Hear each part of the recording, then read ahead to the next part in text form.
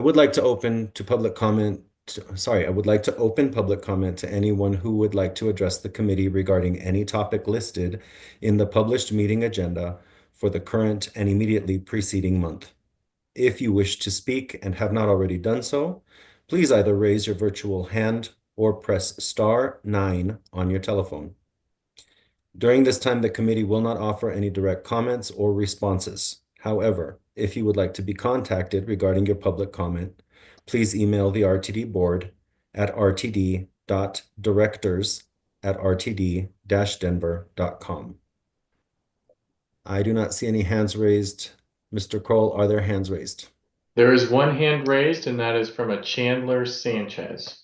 All right. Staff will unmute you when it is your turn to speak. If you are dialed in, you'll press *6 to toggle your mute settings.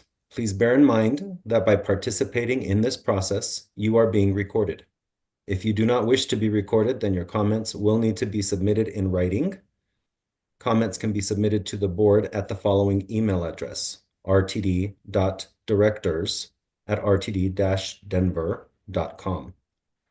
Speakers should begin their remarks by stating their names, and each speaker will have 3 minutes to speak. Our first speaker is Chandler. Yeah, thank you. Can you hear me all right? Yes, Okay, please proceed. perfect.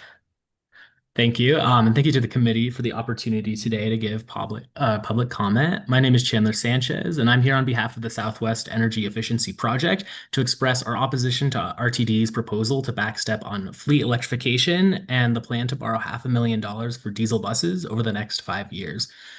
We believe that the move would represent a step backwards at meeting the agency's stated goals in their facilities and fleet transition plan, as well as delaying RTD's contribution to Colorado's largest transit agency at meeting the state's 2035 greenhouse gas reduction targets. I want to acknowledge here that there are very real fiscal constraints at play. New tariffs, upfront price disparities, and limited procurement options should influence long-term planning decisions. However, it's really unclear to us right now that the agency has fully tapped potential federal and state funding sources, which can ease the burden of electrification.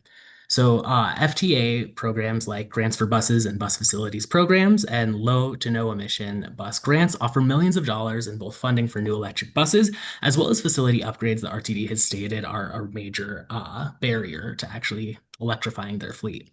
Additionally, the state's Clean Transit Enterprise and Multimodal Options Fund disperses tens of millions of dollars every single year, which have been used by other smaller transit agencies to fund electric bus replacements, as well as infrastructure like charging, stuff like that, when their diesel buses age out. Case studies as well from other transit agencies transitioning to electric fleets have shown to generate long-term savings from cheaper maintenance and operation costs, as well as fuel savings over diesel and renewable diesel fleets. The Chicago Transit Authority, for example, estimates that they save more than $25,000 annually in fuel costs alone for every gas bus that they replace with an electric model. That's in addition to the downstream environmental and health benefits of electrification, which RTD estimates to be around $69 million in benefits over the next decade, just according to your own facility's transition blueprint. We believe that the path to electrification is still possible with forward thinking and strategic decisions, and we urge you to rethink taking in $500 million of more debt to invest in outdated and polluting technology. Again, my name is Chandler. I'm with the Southwest Energy Efficiency Project, and thank the committee for their time. Thank you, Chandler Sanchez. Are there any other hands raised? Committee Chair Guzman, there are no further hands raised at this time. All right. Mr. Kroll, Executive Board Office Manager, I am aware of one email from Heather Stauffer, the Intergovernmental Affairs Officer. She was transmitting a letter on behalf of the City of Boulder regarding the FISA reserves. Were there any other emailed communications received for today's meeting? Yes, in addition to the aforementioned letter from Mayor Aaron Brockett regarding the FISA reserves from the City of Boulder, there were also letters submitted by a coalition of nonprofit organizations and advocacy organizations, including SWEEP, whom we just heard from, regarding the electrification of RTD's bus fleet. The city and county of Broomfield, represented by Mayor Guyleen Castriota, also submitted a letter related to FISA and the purchasing of additional buses. And then there was a letter received from Akai Abelkis regarding the use of the phrase clean diesel in the purchasing of additional buses. Thank you. With no other participants in the queue, we will close the public comment period at this time. Tonight, we do have information from an external entity. There is one external entity report on the agenda for the sales and use tax forecast. I am going to ask Kelly Mackey, our Chief Financial Officer, to introduce this item and our guests from the CU Leeds School of Business. Before you take over, I would just like to ask directors, remember to remain muted. Any questions that you may have, it's helpful to reference the slide number or page number in the packet so we can all refer to the same information, and we will have a chance to ask questions at the end of the presentation. Ms. Mackey, the floor is yours. Thank you, Mr. Chair, and good evening. The Business Research Division of the University of Colorado Boulder Leeds School of Business provides semi-annual sales and use tax forecast model reports in March and September and presents them to the Finance and Planning Committee in April and October each year. The sales and use tax forecast from the medium forecast scenario is included in the 2026 proposed budget for discussion later in this evening's agenda. I would like to thank Mr. Robert McNown, Richard Wabekind, and Brian Lewandowski for their continued excellent work providing these forecasts. And gentlemen, I will turn it to you. Right. Thank you, Kelly. Hopefully you can see my screen okay. Yes. Great. And also just want to say thank you to RTD board members for the opportunity to talk with you tonight. I'm Brian Lewandowski. I'm the Executive Director of the Business Research Division at the Leeds School of Business, University of Colorado Boulder. I also want to thank the RTD finance staff for their incredible partnership over the past 14 years that we've been partnering on this with RTD. I'm joined by two of my colleagues, Richard Wabekind and Robert McNown, both PhD economists who add an incredible wealth of knowledge and modeling expertise to this project, as well as two of our team members who are not with us tonight, Adam Illig and Miles Light. Very quickly, just want to share that the Leeds School of Business is the 8th oldest business school in the country, founded in 1906, and our research center is not far behind. We were founded in 1916, and we were really founded with the principle and as a model for providing economic education to Colorado communities. So tonight, Rich will provide a brief overview of the macroeconomic conditions that provide a backdrop to the sales and use tax forecast. And then Robert will close by providing an explanation of the forecast itself. Before I turn it over to Rich, I hope you've had an opportunity to take a look at the report that we have provided. This is a 50-plus page report, and this is actually a scaled down version from when we initially started doing this exercise with you 14 years ago. And while it may seem excessive sometimes to be taking a look at a 50-page report, we think it really demonstrates the depth of thought that we put into the macroeconomic environment, the economic scenarios that we take a look at when considering your revenue path for the forecast itself. So I look forward to any questions you have at the end, but I'm going to go ahead and turn it over to Rich to kick us off with the macroeconomic conditions.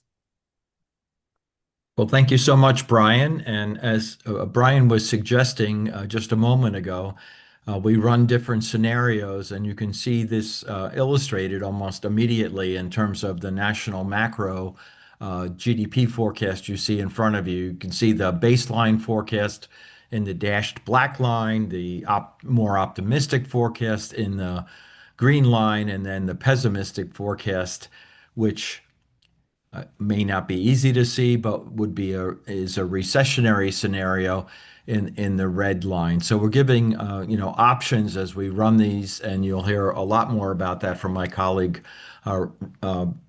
Professor McNown here in just a little bit. Key highlight here is that we are forecasting positive growth. Most forecasts, and ours included, are upwards in the 1.6 to 1.8 range for this year, and kind of a continued slow growth for next year. So that's kind of the national macro driver. And of course, a key element of that has been consumption, and needs to be, considering that consumption is 70% of GDP. And of course, that critically relates to revenue forecasting, because consumption is a chunk of consumption is the taxable goods, and that you are raising RTD revenues off of. So if we look at the employment situation, this, of course, has gotten a lot of airtime recently, and not inappropriately so. After the recovery, 2020 was a disastrous year in terms of employment with the COVID situation, and we've seen, a rapid recovery from that. But as it has worn on, the annual averages for additional jobs per month have fallen, not to be expected, I would say, not unexpectedly. This year, we've seen numbers that are extremely low compared to what we've seen the last few years. And the most recent month, 22,000. I don't need to tell you that we don't have the September number yet because of the government shutdown. And that was a highly anticipated number, in terms of policy. So that's a little bit of an area of concern. I would like to make one sort of sidebar comment from our slides here for just a moment. Interpreting these job growth numbers is all the more difficult in an environment where you have limited immigration into the country.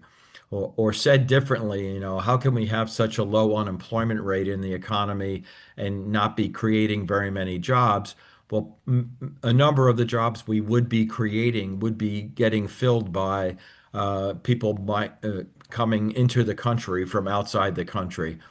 And we are running at a pace that probably we will have 2 million less immigrants in the country for the year, and when we total up the year.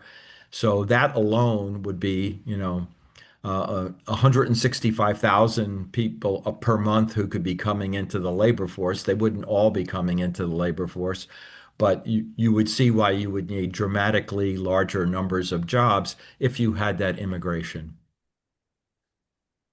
So moving ahead, that kind of drives us to a Colorado forecast that is, substantially slower job growth in this year, and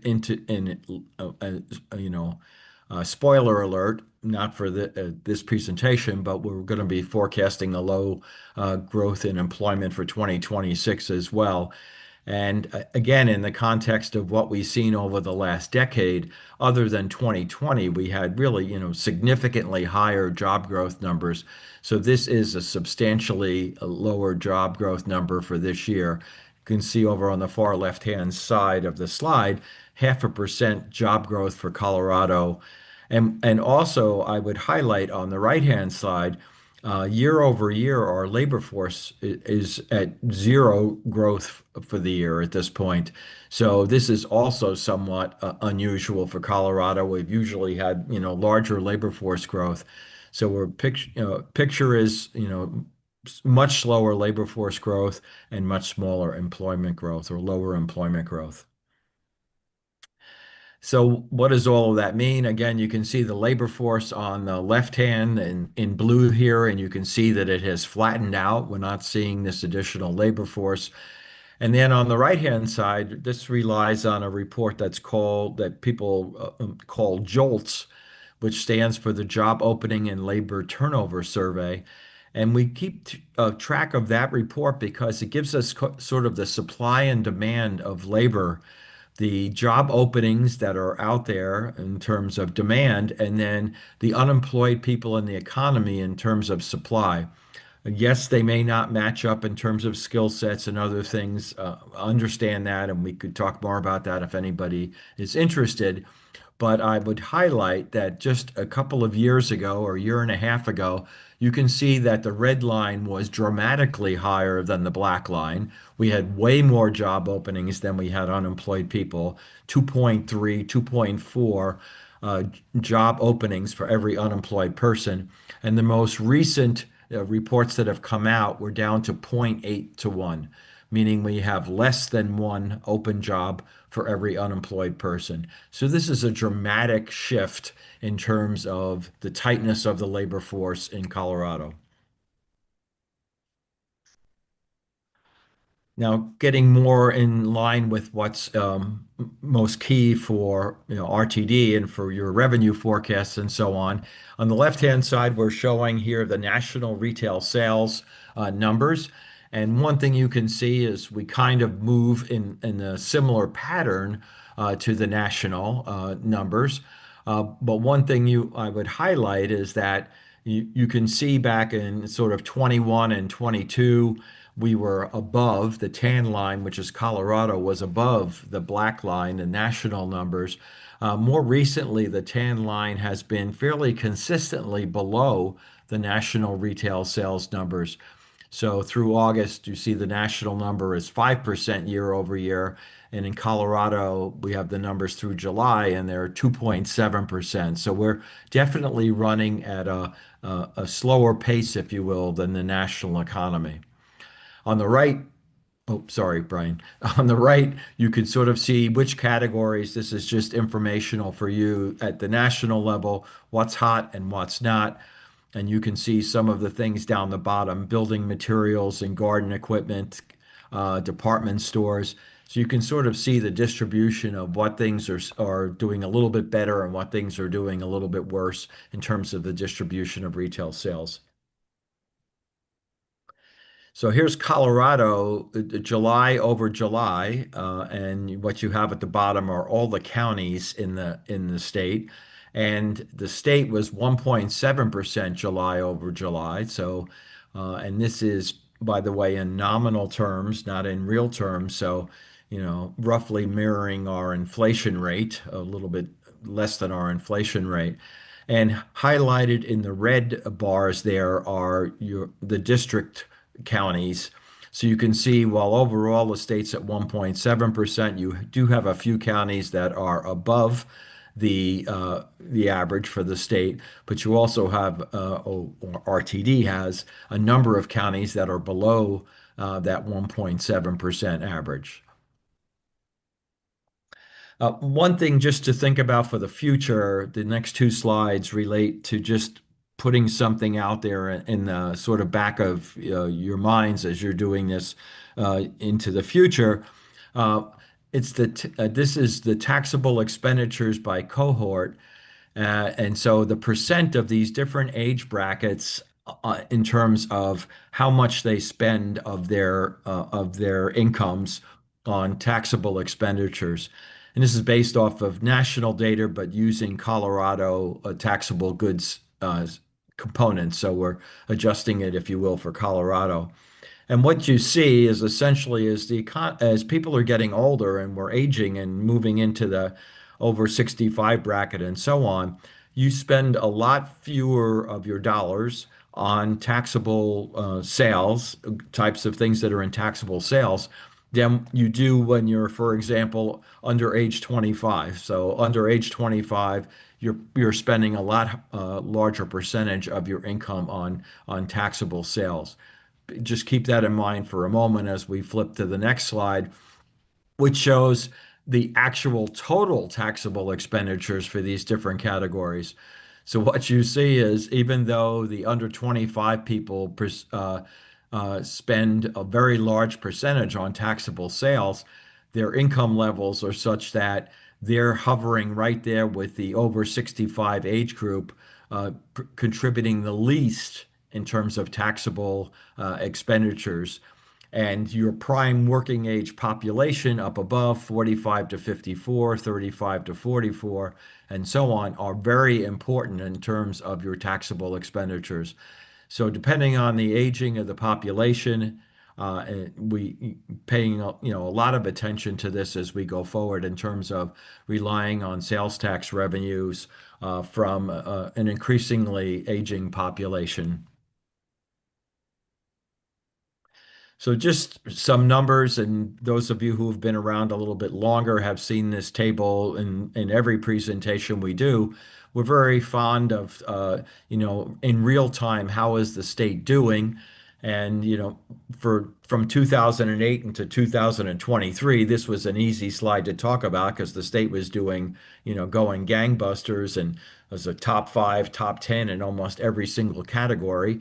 Uh, More recently, in the last 21 months now, 2024 and 2025, we've fallen back and we're more like in the middle of the pack in terms of the country, in terms of things like GDP growth, employment growth. Uh, we're definitely not where we were before. So we're adjusting to a different kind of environment. We had a tremendous run. Maybe we went into the low a little earlier than the rest of the country it has. Uh, but there are still some things that are fairly bright on this, and I would just like to point them out. The labor force participation rate, we still have the sixth highest labor force participation rate in the country. We have the ninth highest per capita personal income in the country. So we have some pretty big numbers. Our average annual pay, seventh highest in the country. So we do have some things that you would say economically look good. And maybe importantly, depending on how you feel about such things. But the third and fourth line up from the bottom, our home price appreciation, which was running 1, 2, 3, 4, 5 every year, we were in the highest home price appreciation.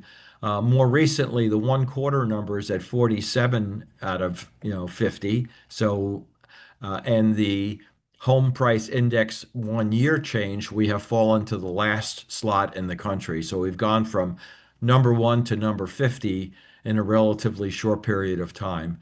And hope, I guess we're hopeful that that doesn't create any disruptions in the housing market, but does make housing affordability a little bit more accessible, if you will, with much lower home price appreciation. No forecast at any time is void of risks. Right now, I don't need to tell you what you're seeing in print and broadcast media, but there are obviously risks, and we are focusing on the ones in red as the most critical. And the question is, how does Colorado fare in these particular things beyond just the actual risks to the economy? I would highlight that risks can be upside risks or downside risks. And so something like the tax cuts is going to stimulate demand. And so we could see and probably will see some positive benefits from that in terms of its impact on GDP. AI could be going in either direction. We don't know. The federal government restructuring, we have a fair amount of concern about in Colorado, just in terms of having the federal labs and the related pieces to that. And then you can sort of have your own statements or thoughts on immigration policy and tariffs. But these are all things we have to pay a lot of attention to when we're forecasting the economy. One piece of I would say good news in the economic picture is that inflation has gotten much more under control in Colorado. For 11 of the past 15 years, Colorado has had a higher inflation rate than the nation. 1 year we tied, but last year and now this year we're running an inflation rate in Colorado that's lower than the nation. So we think this is good just in terms of Colorado having a reputation of becoming less affordable and more pricey and all of those kinds of things. And you can see a major contributor to that is the third line down. It's the cost of housing, and that includes rental housing, and that is 44% of the consumer price index. So the fact that we've had dampened inflation in the housing piece is very relevant in terms of our overall positioning here. So just one quick comment. We don't have any crystal balls on interest rates. They seem to be leveling off, and we just been attending a lot of sessions that relate to macroeconomics and interest rates, and I don't think there's any clear path that we know of right now that the Fed they have not committed to any additional rate cuts for this year. We don't know at this point, where that's going, but they certainly seem to have expressed more concern about the downside risks of the employment numbers that came out. The most recent ones that came out over a month ago also showed revisions downward of prior months, and that has now raised the unemployment or the employment picture as put a little bit more weight on the employment picture. Their difficulty, of course, is they're also seeing a rising inflation environment, not dramatically rising, but rising, and they don't want to give up the fight on that front either. They want to make sure they keep getting inflation under control. So right now they're between a rock and a hard place when it comes to monetary policy. Neither of the options is ideal, just based on the weakness in employment growth and the continuing strength, if you will, of the inflation rate. While under 3, it's very close to 3%. So I'm handing off at this point to my colleague, Robert McNown, and he's going to talk to you about the RTD forecast. Right. Thanks, Rich. Rich has given a nice short course in macroeconomics here, and particularly how it relates to our main objective here, the revenue forecasting for RTD.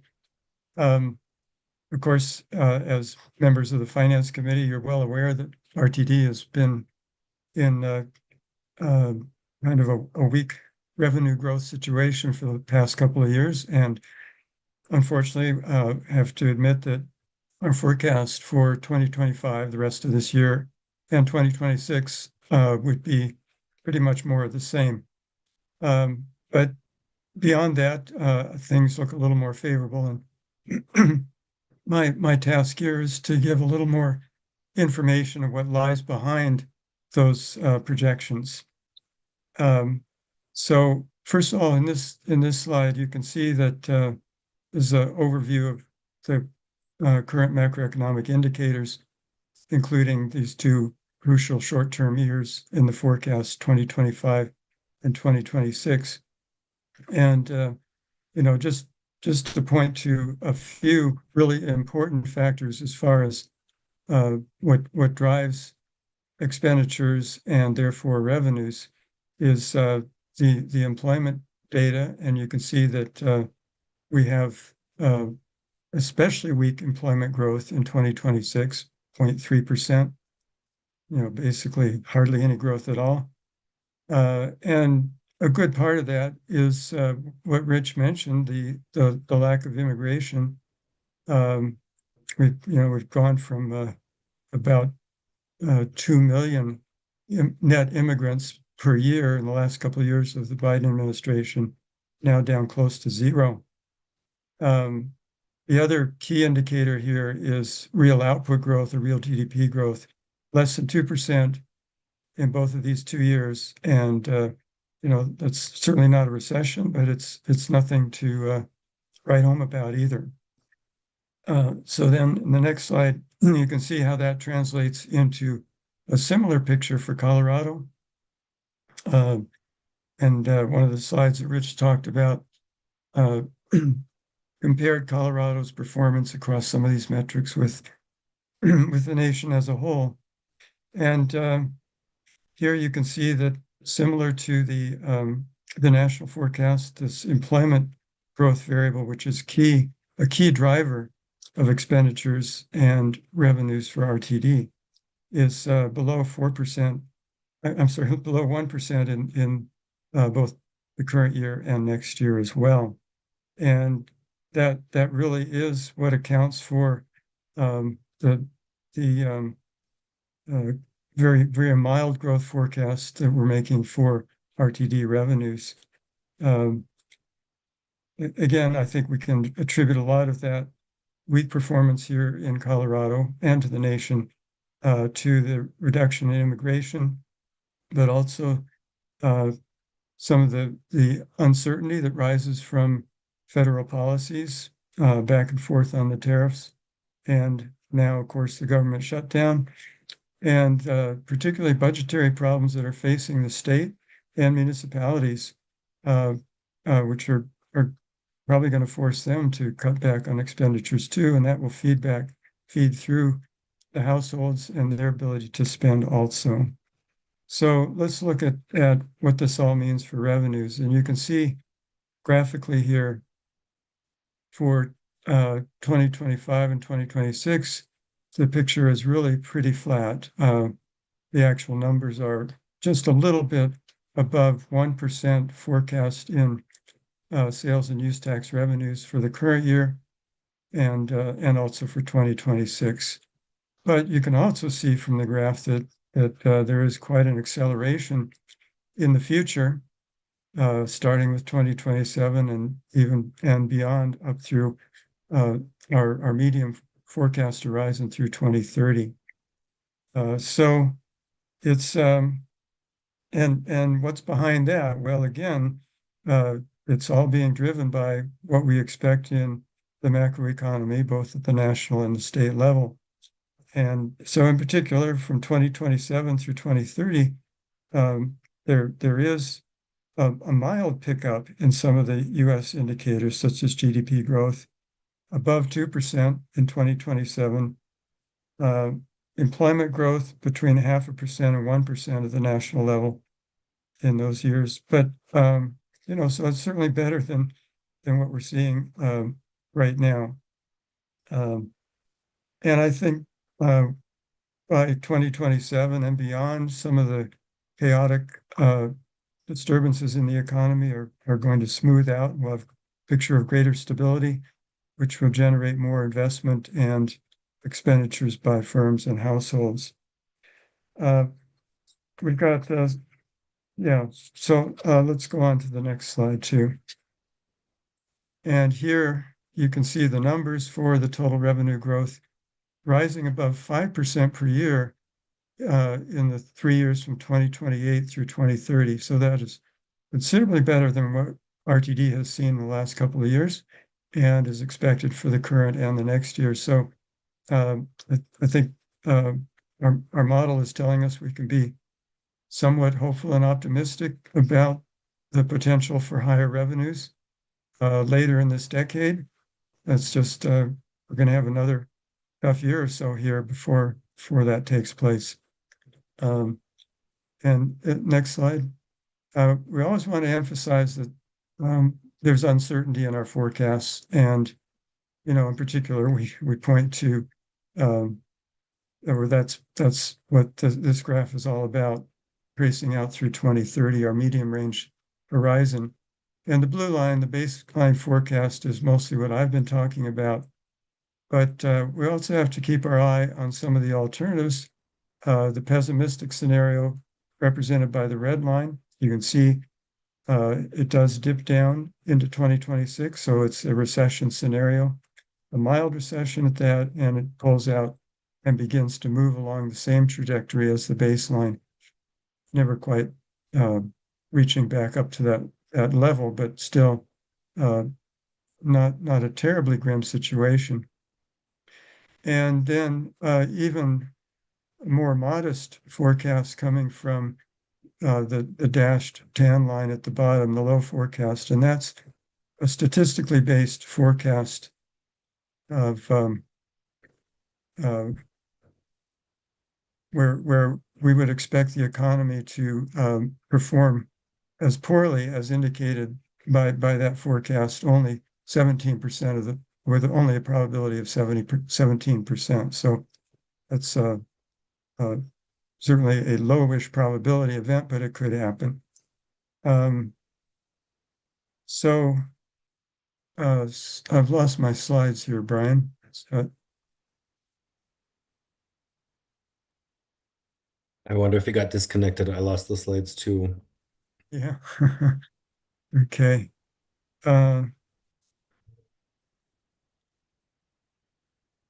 Yeah. Well, let me just talk about what is in the last substantive slide, really.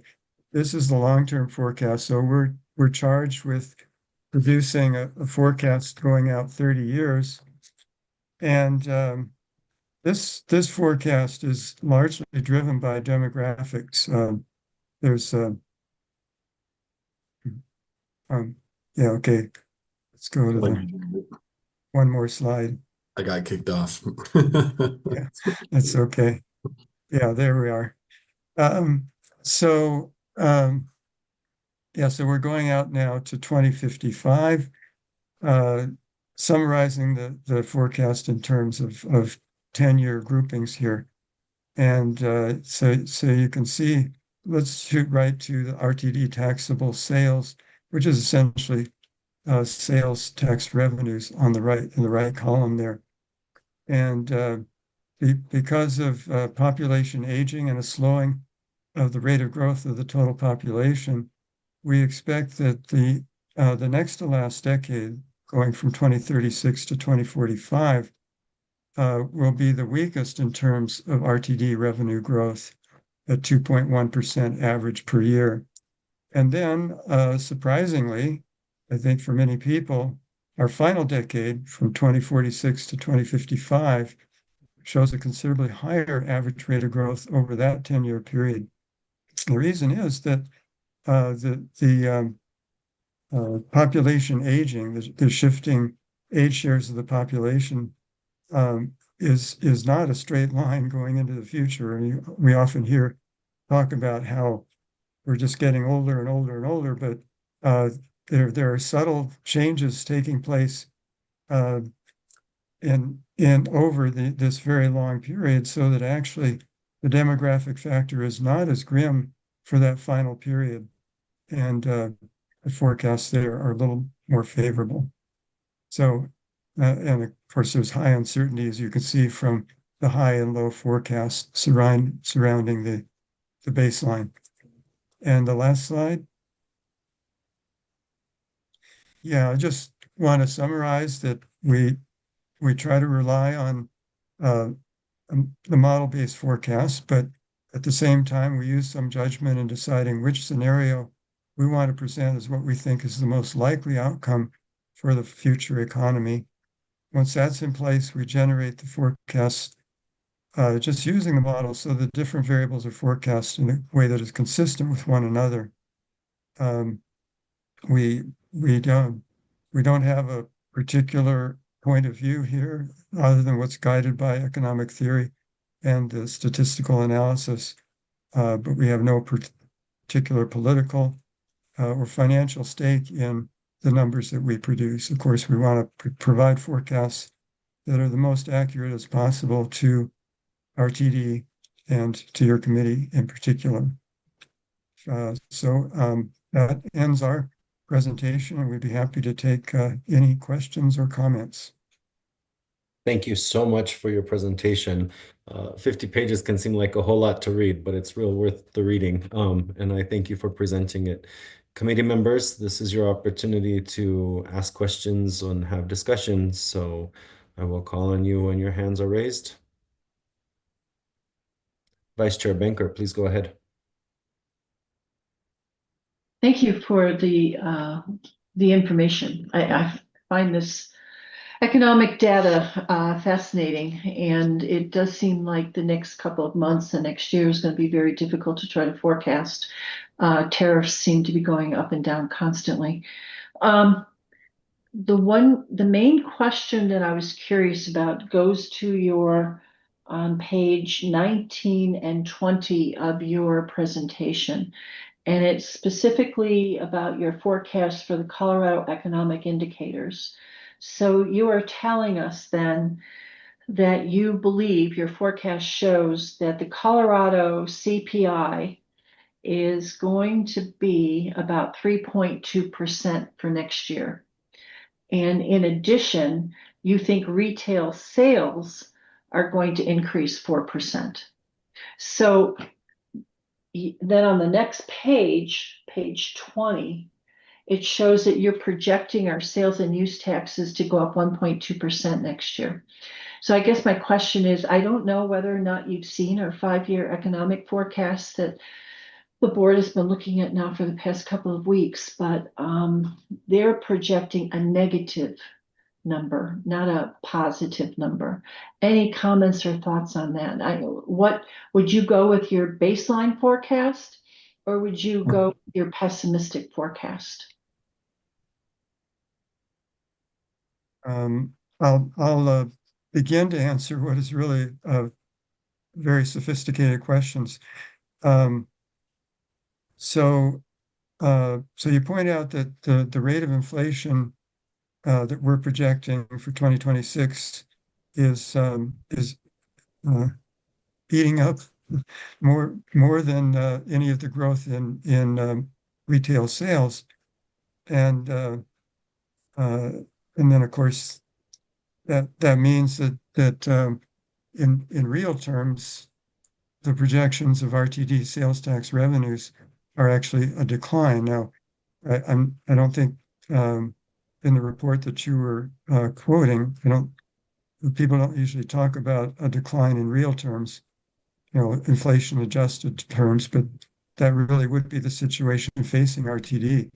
If our projection of the CPI is accurate and reflective of the cost of doing business for RTD, then of course a 1.2% growth in sales and use tax revenues for RTD is not going to cover the higher cost of doing business, and that's a pretty grim situation.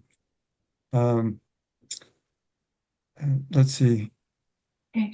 Well, my Yeah. biggest concern, the budget that we just received is it's not adjusted for real numbers. It's going to have inflation contained in it.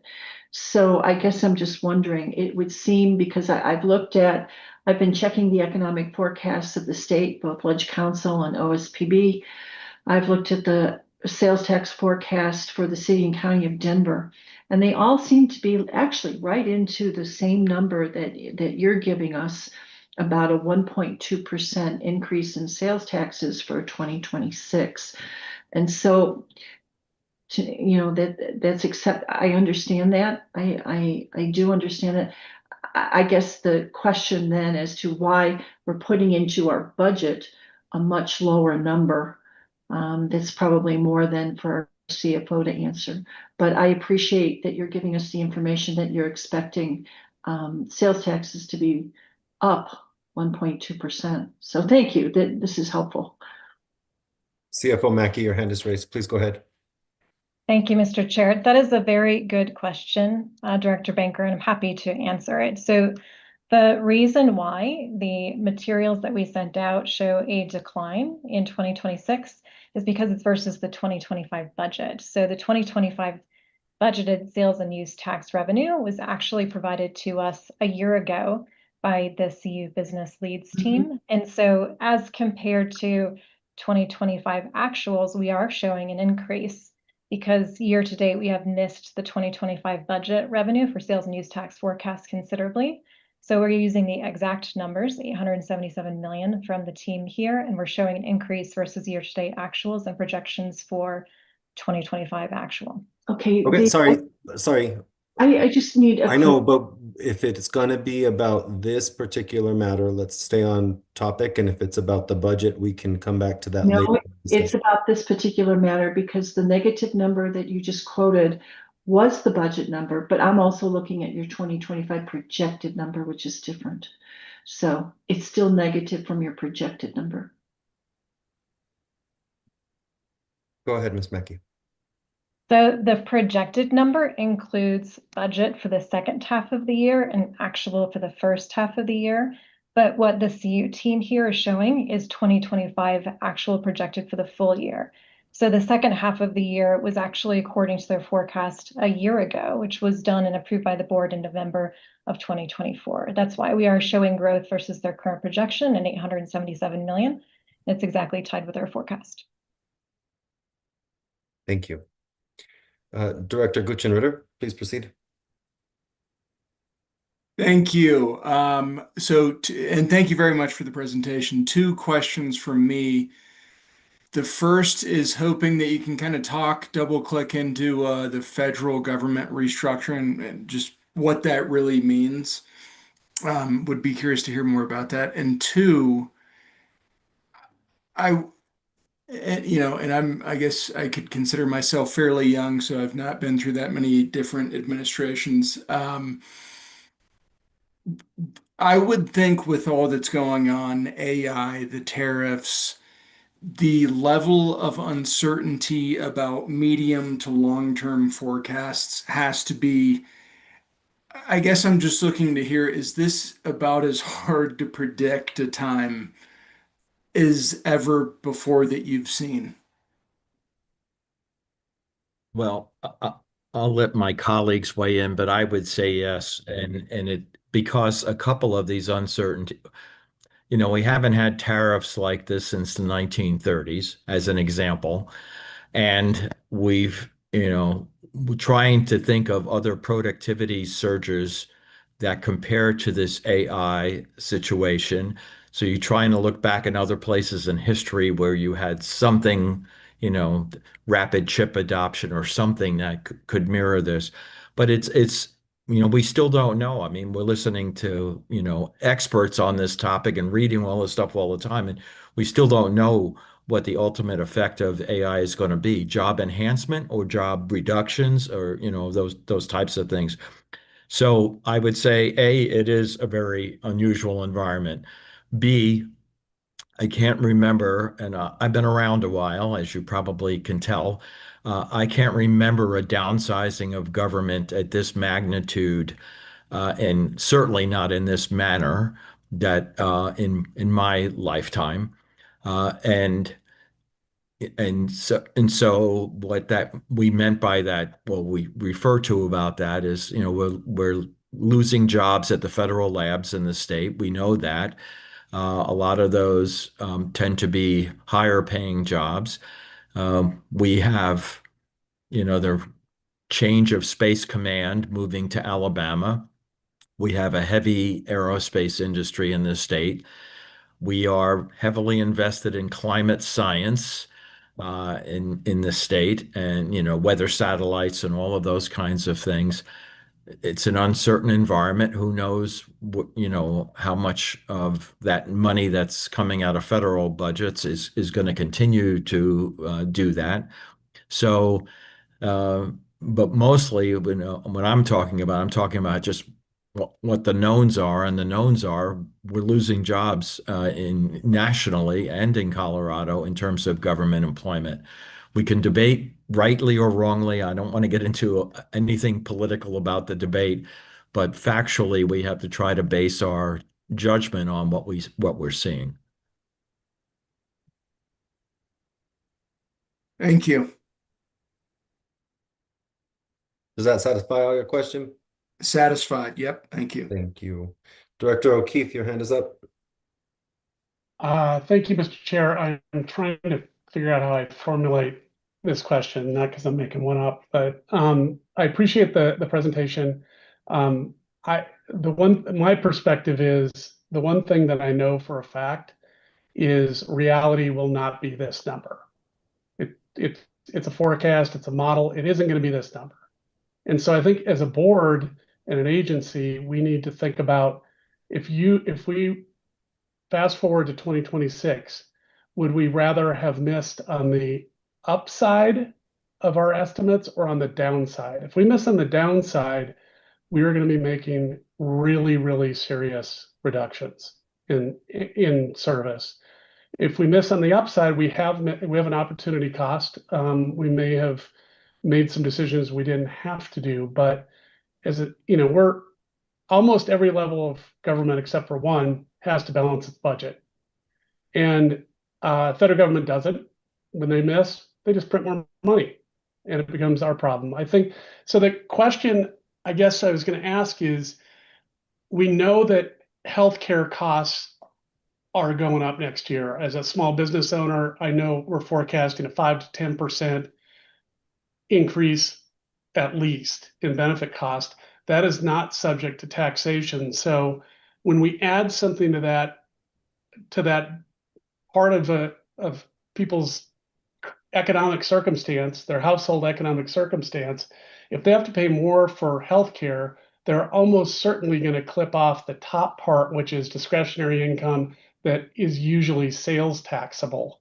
So what do you guys see happening with the potential forecast on, or the forecast, not potential, it's forecast in healthcare costs that are hitting almost every household in the state? And it could be catastrophic depending on what the federal government does with assistance. So I'd like just that huge sum of money that we kind of have to spend first. What do you guys see that doing to the economic modeling? Yeah, it's another difficult question. The model doesn't incorporate what I might call as important microeconomic changes, such as what you're describing, these healthcare costs. I mean, first, partly because the model is based on historical data, and it's hard to anticipate when there's a shock like that exactly what the impact will be. The best thing that we can do, and what we recommend to any of our clients using our forecasts, is that they could consider that we present an array of forecasts, and we present a optimistic, a pessimistic, and our baseline forecast. And you know, as your initial comment suggested, there are some costs to erring on one side or the other, and we would urge your committee and budget planning to consider the possibility of working with an alternative scenario, or even a blend of a baseline and alternative scenario, just to be a little more cautious and avoid the most costly errors for you. So although we can't really incorporate a real specific policy change such as that, or we can incorporate that there's going to be 100% tariffs on Chinese goods one day and only 20% the next day. We just can't deal with that, except trying to incorporate a general degree of uncertainty through the different scenarios. I hope that's helpful. It is. I was thinking about it. I talked about it microeconomics. So, but I'm thinking if just say the district's boundaries spend $2 billion a year in healthcare. Just, I don't know if that's right or wrong, but it's probably not way off. If healthcare costs go up 10%, that would have the impact of taking $200 million out of discretionary income, or at least marginal income, that would be directed towards a non-tax base. And so that's another thing that concerns me more than a lot of the other factors, is that's a known. We know that's coming. They're sending out notices to employers right now. And I think that's something we have to factor into our, going forward, that we may be losing a huge chunk of money that will be spent elsewhere in the economy. I appreciate that. Thank you. The national, if I may just step in for a second, the national macro forecasts are very much aligned on whether it's healthcare costs or other things. They're anticipating lower discretionary spend, very much in line with what you just said. And that is part of why the numbers are weak next year, because, consumers have been carrying the economy in a very real sense. We keep saying economy is slowing down, but consumers keep going. Forecasting a relatively weaker, for example, holiday sales season this year than last year. Most people are, most forecasters are. And a large part of it is that, people they're paying more, even with modest home price appreciations and rent appreciations, they're still paying a lot for that. They're paying more for healthcare, and those things have to get paid off first. So, yeah, it is going to be a constrained environment. And I think, as the model is suggesting, we're thinking we get through that by the year after, but not next year, not 26. Thank you. Sure. Director Nicholson, thank you for your patience. Your hand was up next, and then I'll circle back. Yes, thank you, Chair Guzman. Gentlemen, I appreciate the presentation. Other than just a broad-based, secular decline, a recession, what do you see as the most likely sources for error in the presentation? I'll give you an example. Let's say that car buying were to slow down dramatically because people started using autonomous vehicles or Uber or whatever, and so sales tax of vehicles, which is a big component of sales and use tax, were to go down. What are the main things in your forecast where if you were wrong about an assumption, it would meaningfully drive the forecast to go in a different direction? Well, maybe we'll have three different answers here, but my own personal answer is I think our inflation forecast is too low. I think eventually tariffs are going to start to have more of an impact. And I think that's going to be coupled with slow growth in employment, as well, that's clear in the forecast. So it's somewhat labeled as stagflation. The economy is going to be moving very slowly, but the price level is going to be going up, certainly well above the 2% goal that the Fed has set. I don't know if Rich and Brian want to No, I'm on contribute the their own. same. I'm on the same page with you, Robert. I go a step further, and that's if this happens, then the Fed is much more reluctant to lower rates, which could be one of the things that could help the economy. And so you just have a more stagflation environment, and you don't have the growth in the labor force nationally or in the state because of the compounded immigration pieces.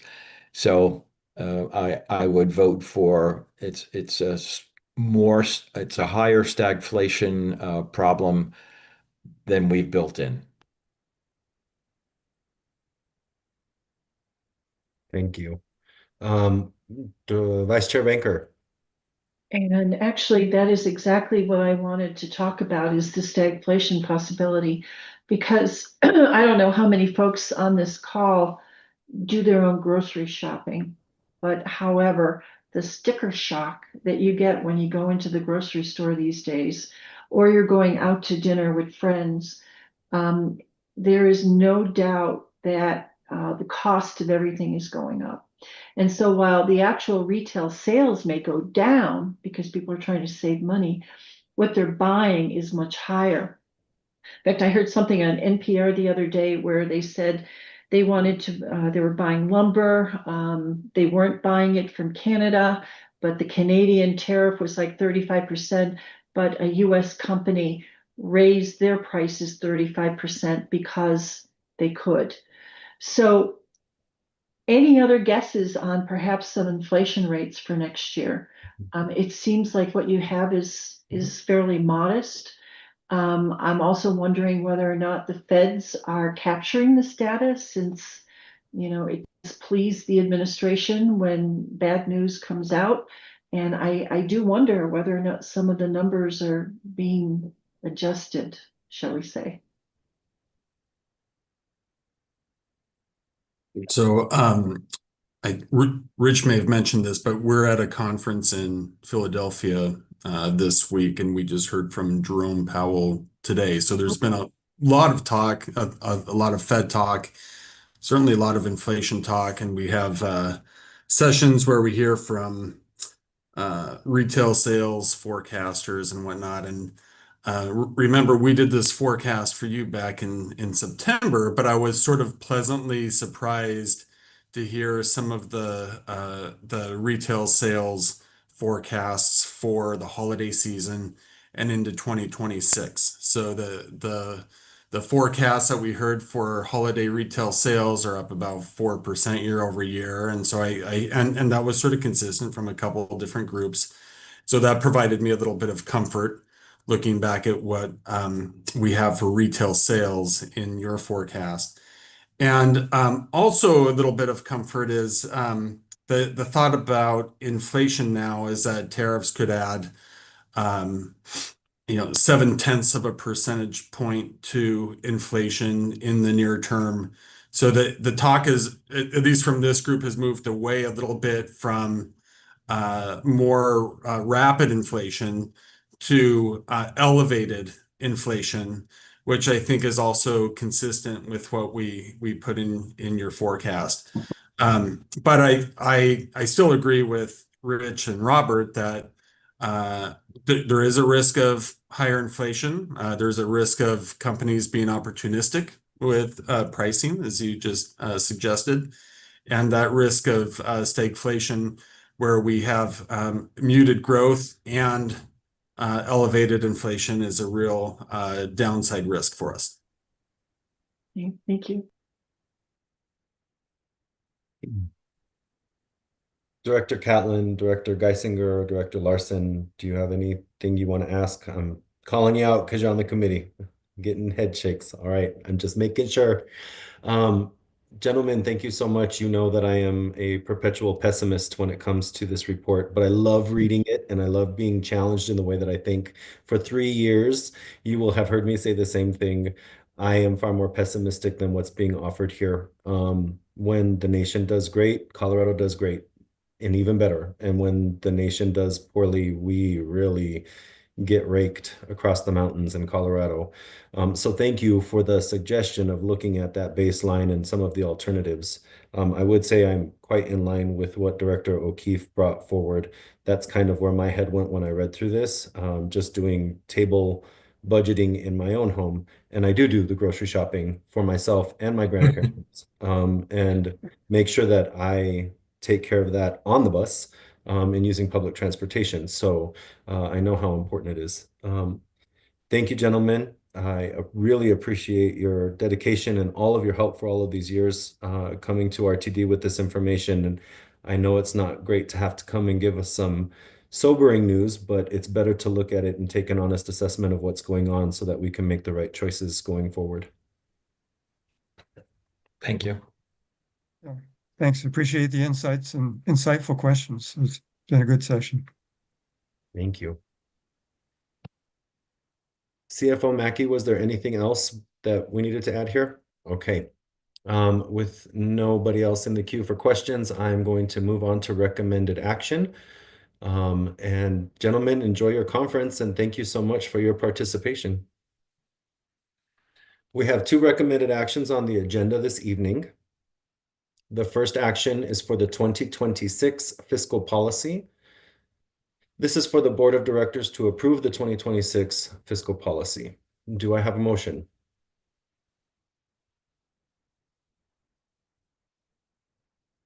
Motion. Thank you, Director Larson. Is there a second? Second. Thank you, Director Catlin. I would like to ask Callie Mackey, Chief Financial Officer, and Todd Nickel, Senior Manager of Budget, to present this item to the committee. Thank you, Mr. Chair, for the opportunity to present. The 2026 fiscal policy was presented as a discussion item at the September 9, 2025 Finance and Planning Committee. The fiscal policy establishes the financial control framework and governance of the agency's financial resources for that year. The 2026 budget and the 5-year financial forecast should align to the 2026 fiscal policy, as budgetary appropriations are developed in alignment with the fiscal policy. The fiscal policy can be changed at any time. The red line version shows the changes from the prior fiscal policy for 2025 that was approved by the board on April 29 versus what we're asking to be approved for 2026. We've included only minor grammatical and punctuation changes for 2026.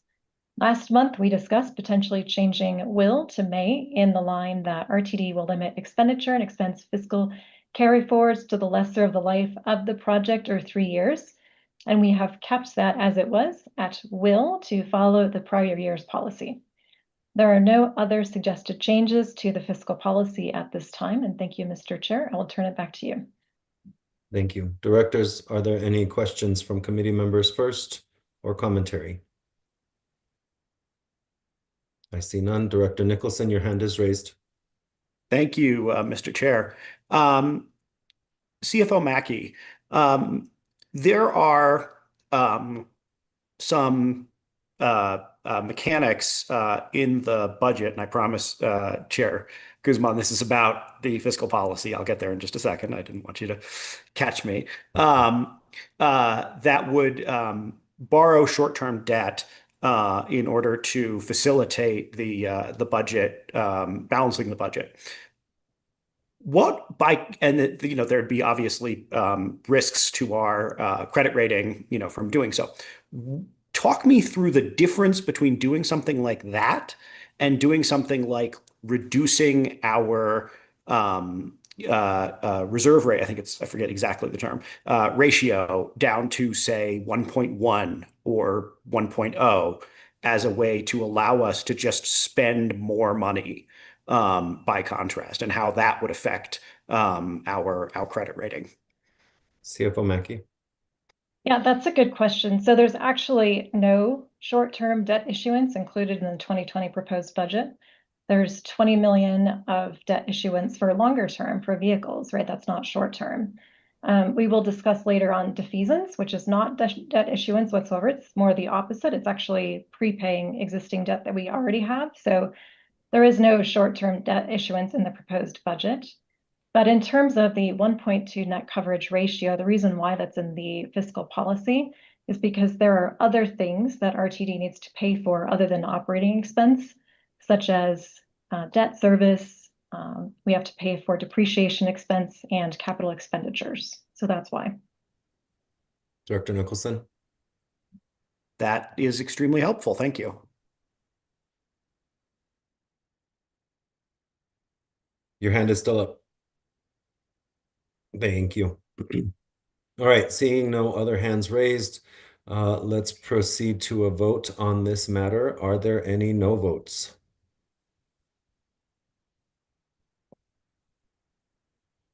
I have no votes. That will pass, and we have everybody present unanimously from the committee. Thank you. All right. The next item and the final action for today is going to be the 2026 investment policy. This is for the board of directors to approve the 2026 investment policy. Is there a motion? So moved. Thank you, Second. Director Geisinger. Thank you, Director O'Keefe. I would like to ask Kelly Mackey, Chief Financial Officer, and Brendan Morgan, Senior Manager of Debt and Investments, to present this item to the committee. Thank you, Mr. Chair. The 2026 investment policy was presented as a discussion item at the September 9, 2025 Finance and Planning Committee. This policy can be changed at any time. There have been no substantial statutory changes or investment industry changes that would impact this policy over the past year. In addition to minor grammatical and punctuation changes, we have proposed a few other changes that we did last time. First, we recommend indicating that the annual listing of investments held and investment returns be within the Q4 investment report rather than the annual comprehensive financial report, or the ACFR, as staff sees this level of detail as being too much to include in the ACFR. It has not historically been included in the ACFR. Next, we are updating the structure of our Treasury, debt, and investment teams and propose adding the titles Director of Treasury and Manager of Debt and Investments to the list of roles authorized to transact investments on behalf of RTD. We received offer acceptance for the Director of Treasury role just yesterday, and that will be announced starting tomorrow. Third, the Prudent Investor Standard did not previously reference a citation, so we have updated that and to reflect the appropriate citation. Lastly, we have added clarity to the language that RTD is authorized to buy collateralized prime commercial paper rather than commercial paper more broadly. Collateralized prime commercial paper is essentially a short-term loan that a company takes by selling IOUs to investors. Prime means the issuing company is high quality and financially strong. And because it's collateralized, the IOUs are backed by assets like receivables or other securities that provide an extra layer of safety for investors if something goes wrong. In closing, safety, liquidity, and yield in that order is what we're going for as an agency. And these proposed changes have been reviewed by legal counsel. Mr. Chair, I will turn it back to you. Thank you so much. At this time, I would ask directors who have questions or wish to speak, raise your hand. I love it when y'all do your homework. Thank you so much. All right. I don't see any comments or questions, so let's go to a vote. Are there any no votes on this matter? Thank you. I see none. That will be 0 no, 7 yes, no abstentions. That passes unanimously out of the committee. Thank you so much. All right. We are going to move on to discussion items. There are 4 included on tonight's agenda. Our goal will be to navigate through them thoroughly and efficiently. As I've done over the last few months to aid us in our work, I estimated the time needed for both presentation and discussion on each of our discussion items. They are printed on the agenda. I will do my best to keep us to those times. However, our conversation for these matters may warrant more or less time on each item as we go through them. The practice does align with our operating guidelines and so far has been effective in helping us complete our work diligently. But if any committee member or director has feedback on this approach, please reach out to me after our meeting. The first item is for the 2026 debt service defeasance. And I would ask Kelly Mackey, Chief Financial Officer, and Brendan Morgan, our Senior Manager of Debt and Investments, to present this item. CFO Mackey. Thank you, Mr. Chair. Hopefully you can see my screen. I would like to thank Brendan Morgan for his work putting together a good proposal for debt defeasance or prepayment that staff recommends as part of the 2026 proposed budget. And staff is bringing this to you today as a discussion item. Expenditures have outpaced revenue for the past couple of years, which is expected to continue into 2026, given the current service levels and projected sales tax receipts. When spend exceeds revenue, it puts pressure on RTD's ability to pay its existing debt obligations as well as draws down reserves. A couple of ways to measure RTD's ability to repay its existing debt are through its debt service coverage and net revenue coverage ratios. Net revenue coverage is revenue less operating expense to arrive at what remains to cover debt service. The ratio target is 1.2, as there are other expenditures such as depreciation and capital expenditures to cover. These coverage indicators do not meet RTD fiscal policy requirements in 2025 and are not expected to meet those requirements in 2026 either at current service levels unless RTD takes additional, more impactful expense reduction actions such as service reduction, which staff does not recommend, as it is RTD's core business. Difficult conversations have been underway for several months regarding tightening operating expenses, potential service modification, and use of financial reserves. Another temporary option is to reduce the 2026 scheduled debt service payments. To create one-time temporary cash flow, debt service, and net revenue coverage relief for 2026, staff examined various financing options, one of which was deferring and extending the repayment of certain debt service obligations through refinancing those obligations, commonly referred to as a scoop and toss, to reduce debt service payments during 2026 and to improve available cash flow.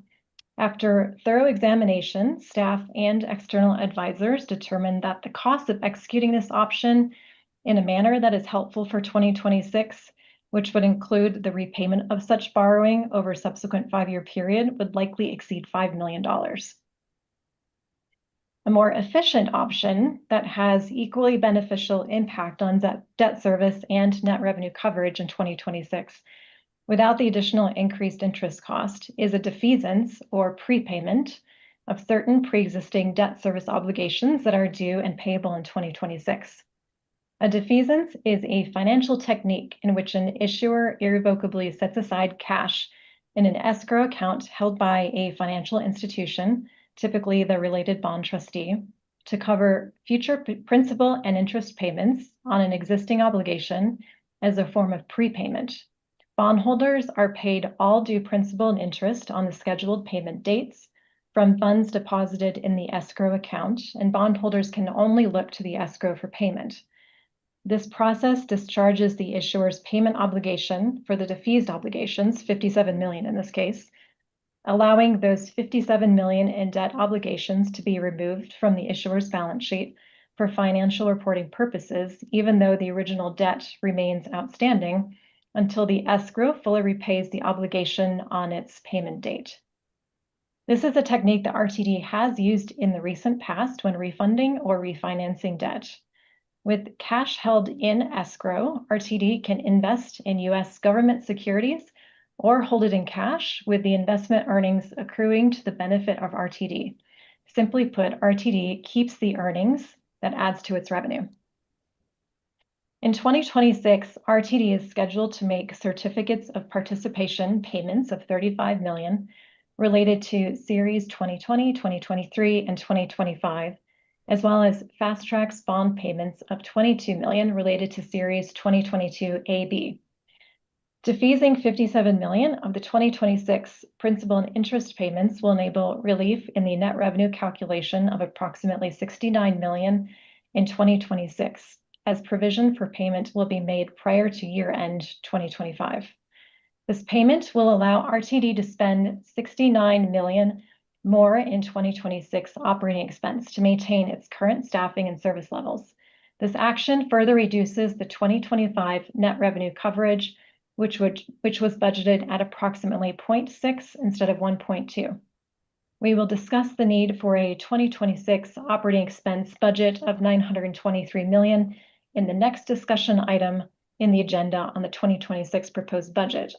This discussion item is to explain what a defeasance or prepayment is, so that you have an understanding when we review the 2026 proposed budget, which is the next item on the agenda.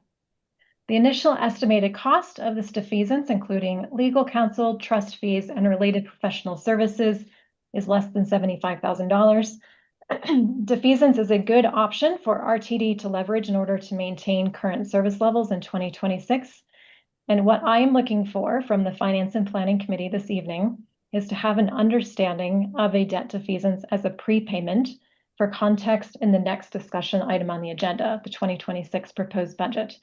I would also like the committee to understand the defeasance would be executed in December before the end of the fiscal year and following the December 2 board meeting. The defeasance is required to take place prior to December 31 to realize the beneficial impact on debt service and net revenue coverage in 2026. Once again, upon conferring with external counsel and advisors, we as the subject matter experts in this area believe this is the most prudent action to maintain RTD's core business at its current service levels. And Mr. Chair, that concludes my comments. I will turn it back to you. Thank you so much. Directors, this is your opportunity to ask questions. Are there any? Director Nicholson, your hand is oh, sorry, hold on. They all went up at the same time. Forgive me. Vice Chair Banker, you were first. Thank you very much. I can't help but think we're doing acrobatics. It's almost like going to a Cirque du Soleil performance. I'm not quite sure why we have to do this. I don't understand why we're prepaying debt simply to get the debt operating ratio to 1.2 when I'm looking at the 5-year financial forecast, at least the one that I have now.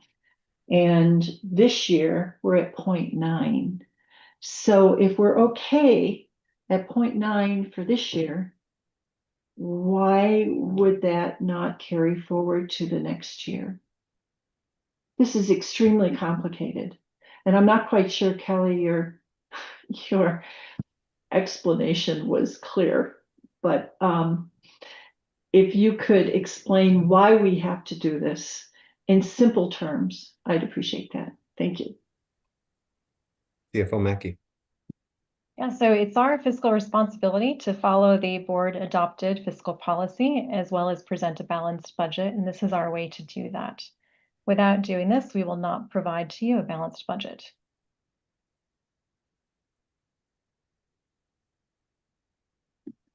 Director Catlin. Thank you for the presentation, Ms. Mackey. I really appreciate it. I apologize. I do need to log off. This is my last meeting, and I really appreciate all of you, staff and fellow directors. So this is it for now. Bye. All right, thank you, Director Catlin. We're gonna miss you. Director Geisinger? Oh, sorry, CEO Johnson. Yes, thank you very much, Mr. Chair. Good evening, Deborah Johnson, General Manager and CEO. Further to Kelly Mackey's point, our Chief Financial Officer, relative to the fiscal policy, this is in alignment with the fiscal policy that was just adopted. So I just wanted to clarify that. Thank you. Thank you. Director Geisinger, I apologize. Go ahead. Thanks very much. I'm having a hard time understanding. I'm looking at packet page 146. We're taking, well, there are two pages. You showed one that was, I think, page 123 that showed we're taking 69 million out of the unrestricted fund. Is that right? CFO Mackey, you're muted. The potential reduction in the unrestricted fund is due to operating expense being above the level we have in the 5-year financial forecast. We weren't actually able to get to what was in the 5-year financial forecast because of our current service levels. So it's because of operating expense, not defeasance. If we were to defease half or defease nothing, there would be absolutely no change to that number, if that makes sense. It's because operating expenses higher based on current revenue that we're projecting for 2026. Yeah, I'm new to this concept and having a little trouble with it as well. So we're defeasing 57 million in 2026 debt by using 69 million current money. Is that doesn't sound right, so I probably have that wrong, but can you explain that to me? Chair Guzman? Go ahead, please. Sorry. All right. So we are defeasing 57 million to allow for 69 million additional operating expense. And I'll go into this in more detail during the next presentations on the 2026 budget to explain in more detail. So I will definitely go there. But because we have a net revenue coverage fiscal policy of 1.2, it's not a 1-for-1 ratio. Defeasing 57 million doesn't give us 57 million more to spend. It gives us 69 because of that ratio, if you do the math. So by defeasing, we can actually spend more on operating expense to meet our fiscal policy requirements without having to reduce service levels. Okay. So how much are we putting in escrow and where is that coming from?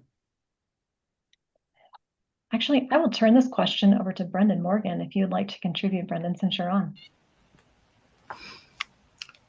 Absolutely, Mr. Chair. Please go ahead. Thank you. Good evening. I'm Brendan Morgan, Senior Manager of Debt and Investments. So the defeasance, if I may, I'll step back, Director Geisinger, and then directly address your question, your last question there. I know this is a complex issue. Yes. I think the way I think about this is if we just back up and think about a couple facts, one are that RTD is scheduled to pay some debt service next year, some principal and interest payments that are regularly scheduled and due and payable in 2026. Mm-hmm. So we're looking at those. There's a large number, 250 million or so, in payments due next year. We're saying, okay, if we take a portion of that, and if we prepay it this year, in 2025, we already know that our net revenue coverage ratio is below what we always target, the 1.2 times in the fiscal policy. We already know this year is it's not going to happen. So we're focused on next year making that happen. So we prepay, we pull that payment forward, we pay it this year. That way it's not on our financial statements next year. All right, so that 55 million that Kelly mentioned, that gets paid this year. That just comes out of our unrestricted funds, the cash that we have available in 2025. We pay it this year. That liability goes away for RTD this year in 2025. And then next year's payments that are due and payable will decrease by that amount. So when we look at the net revenue coverage ratio for 2026, which is total revenues less operating expense, and that number divided by debt service, right? We have that, and that's where the 1.2 times ratio comes in. So we spend this 55 million that we're planning to spend anyway next year. We just spend it this year instead, so it doesn't show up in the debt service numbers next year. Right. Essentially multiply that by the 1.2 times because of the way that the net revenue calculation works. And that frees up money that RTD can spend on operating expense in 2026 by 1.2 times the amount that we defease this year. And that's the 67 million that Kelly mentioned. The 69 million? Sorry, 69 million. Okay. Right.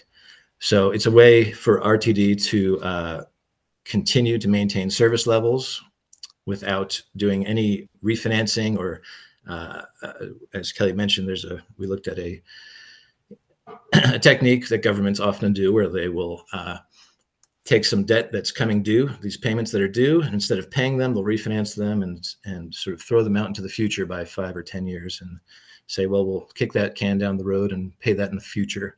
In the meantime, you're accruing interest on the $55 million, which adds up quickly. It's a lot of money.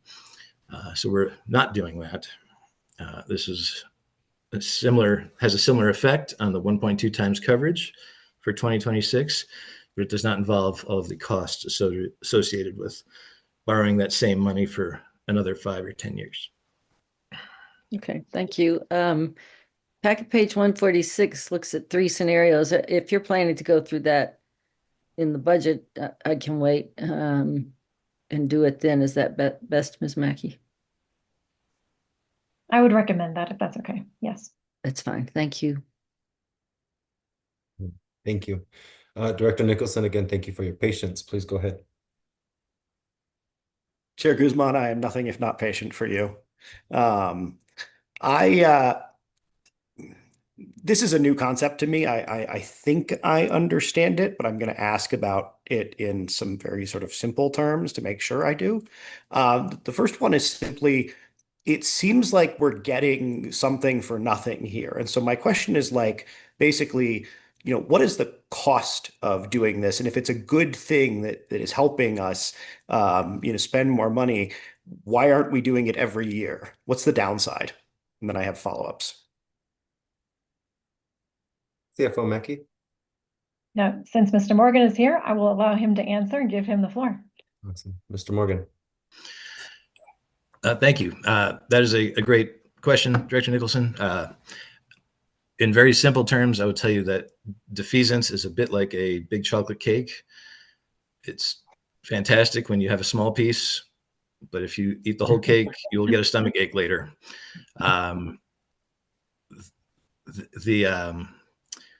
The debt still gets paid, right? Regardless. These are payments that are due and scheduled to be paid in 2026.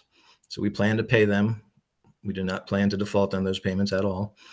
So we're simply paying them a little bit early. And the only reason this is really helpful in this scenario is because the 2025 net revenue coverage is already scheduled to be below the 1.2 times per our budget this year. So we can't fix that. We're not going to try to fix that for 2025, but we are looking forward to 2026. We want to maintain service levels that we have today. We're trying to free up some cash. This is not really a cash flow issue. This is a net revenue coverage issue, right? We just have to try to make this ratio meet the requirements of the fiscal policy. So that's what this is really doing. As Kelly mentioned, instead of, there's various things we could do, and we don't want to make a recommendation to cut service at all. And this is one way to maintain an additional $69 million worth of service for 2026. So it's a nice small piece of that cake this year that we can eat. And it will work simply because the way the ratio is in 2025, below 1.2 times, and where we want it to be in 2026, and compliant with the fiscal policy above or at 1.2 times. Director Nicholson? Yeah, so this sort of gets back to the question that I asked during the previous item, which is, it seems like we're doing this just not for any external reason, but just to comply with our own previously picked, the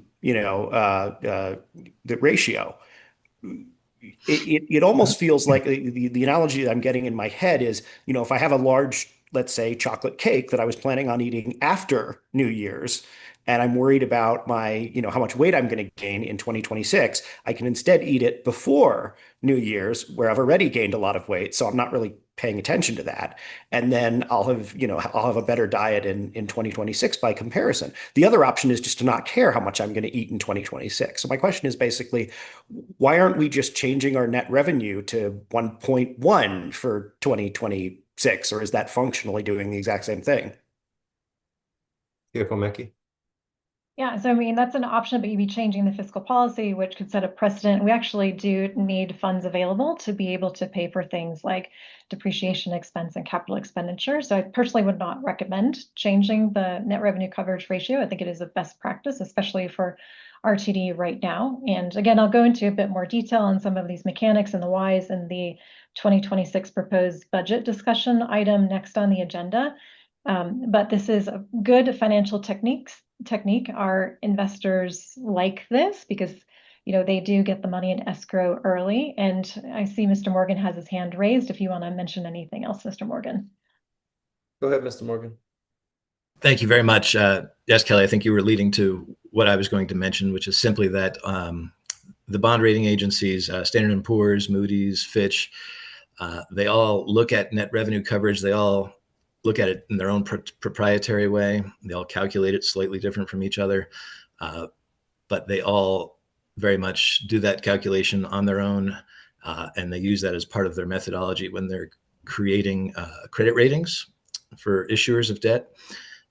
So this is one of the things when this particular part of the policy was the 1.2 times net revenue coverage was added to the fiscal policy a decade or so ago. And I brought that news to the rating agencies and shared that with them. They were all very receptive. They were all very happy to hear that. And they all called it out in their reports that they wrote at that point in time. And they even mentioned it today, still to this point, that RTD maintains a net revenue coverage policy of 1.2 times or better. So it is beneficial from that perspective. Can I follow up very quickly? Yes, and then Vice Chair Benker has her hand raised. So then my understanding of this is basically we're doing all of this to look good to the financial markets at the end of the day. Like the point of all of these mechanics, as opposed to just spending the money, is because this is the way that the bond rating agencies basically prefer us to manage our money so as to handle it properly, essentially. And that this is mostly just about the bond markets, essentially. CFO Mackey? I would say not exactly. Yes, it does make us look good and it is good for our investors, but mostly it's in order to follow the fiscal policy and present to the board and committee a balanced budget that follows the fiscal policy, which is our responsibility to do that for you. I would also remind the directors that we just went through a major state audit last year in which our fiscal health was reviewed. And one of the metrics that they used to determine whether RTD was doing a poor job, a good job, an excellent job was this ratio and how we plan our fiscal budget for every year. And that 1.2 net ratio is the equivalent of 120% net ratio for other companies, which is an excellent place to be. We just term it as a 1.2. So it's not just some random number we're throwing out there. It's to ensure that we have the right amount of dollars available to cover our debt and to operate. And so we've had this ongoing conversation all year long about increasing boardings, increasing service, ensuring that we are on time and we are running to the maximum ability of the people that work at RTD to serve the public.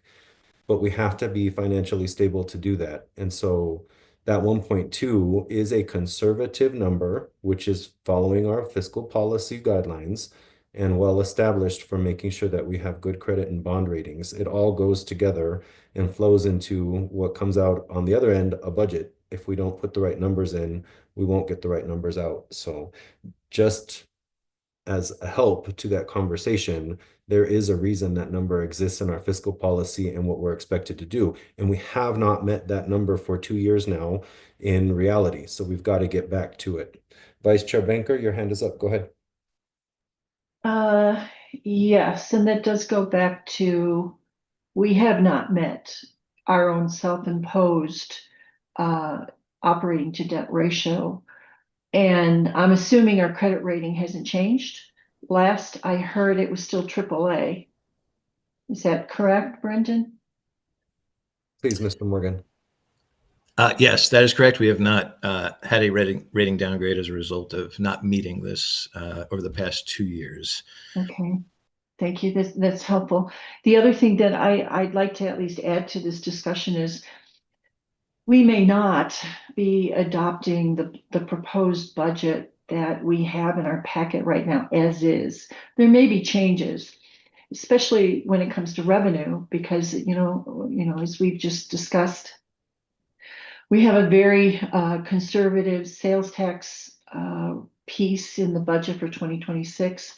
There's no state grants listed in there, even though there's a very high probability that we will be awarded some state money. We have some other conservative revenue numbers in there.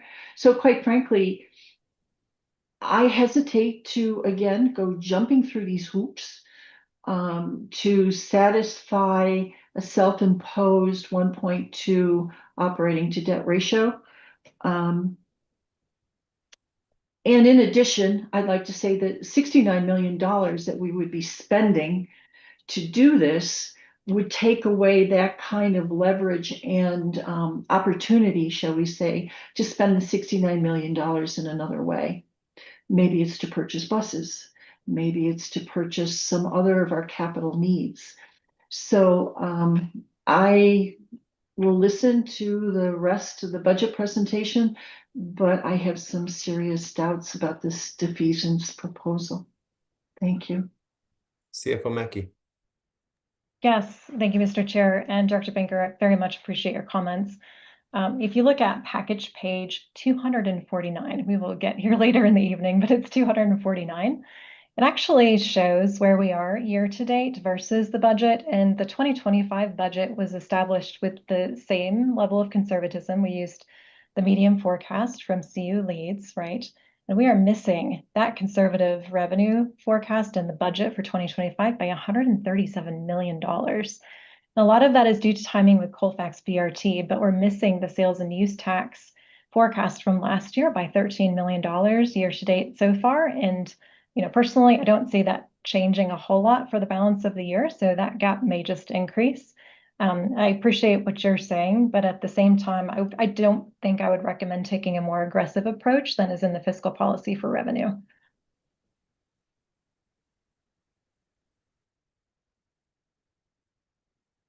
Right. Director Geisinger. Just a quick question on that. The $137 million was because just the pass through, except for 13 million, that was the Colfax pass through. Is that what you were saying? Yes, yes, So we're primarily missing due to the pass through. 13 million. Correct. Okay, thank you.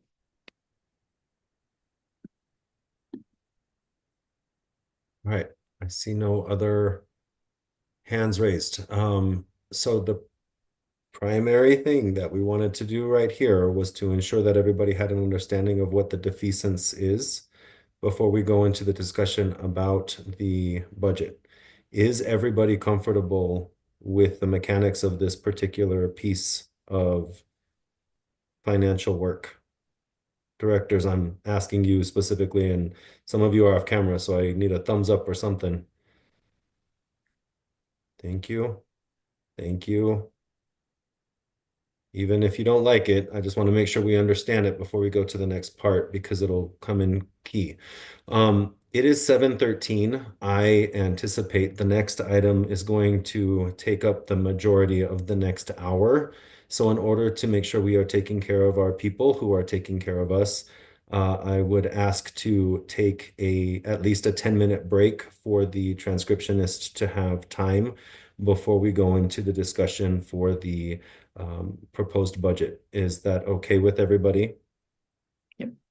All right, so it is 7:13. Let's return by 7:24 p.m. to begin again.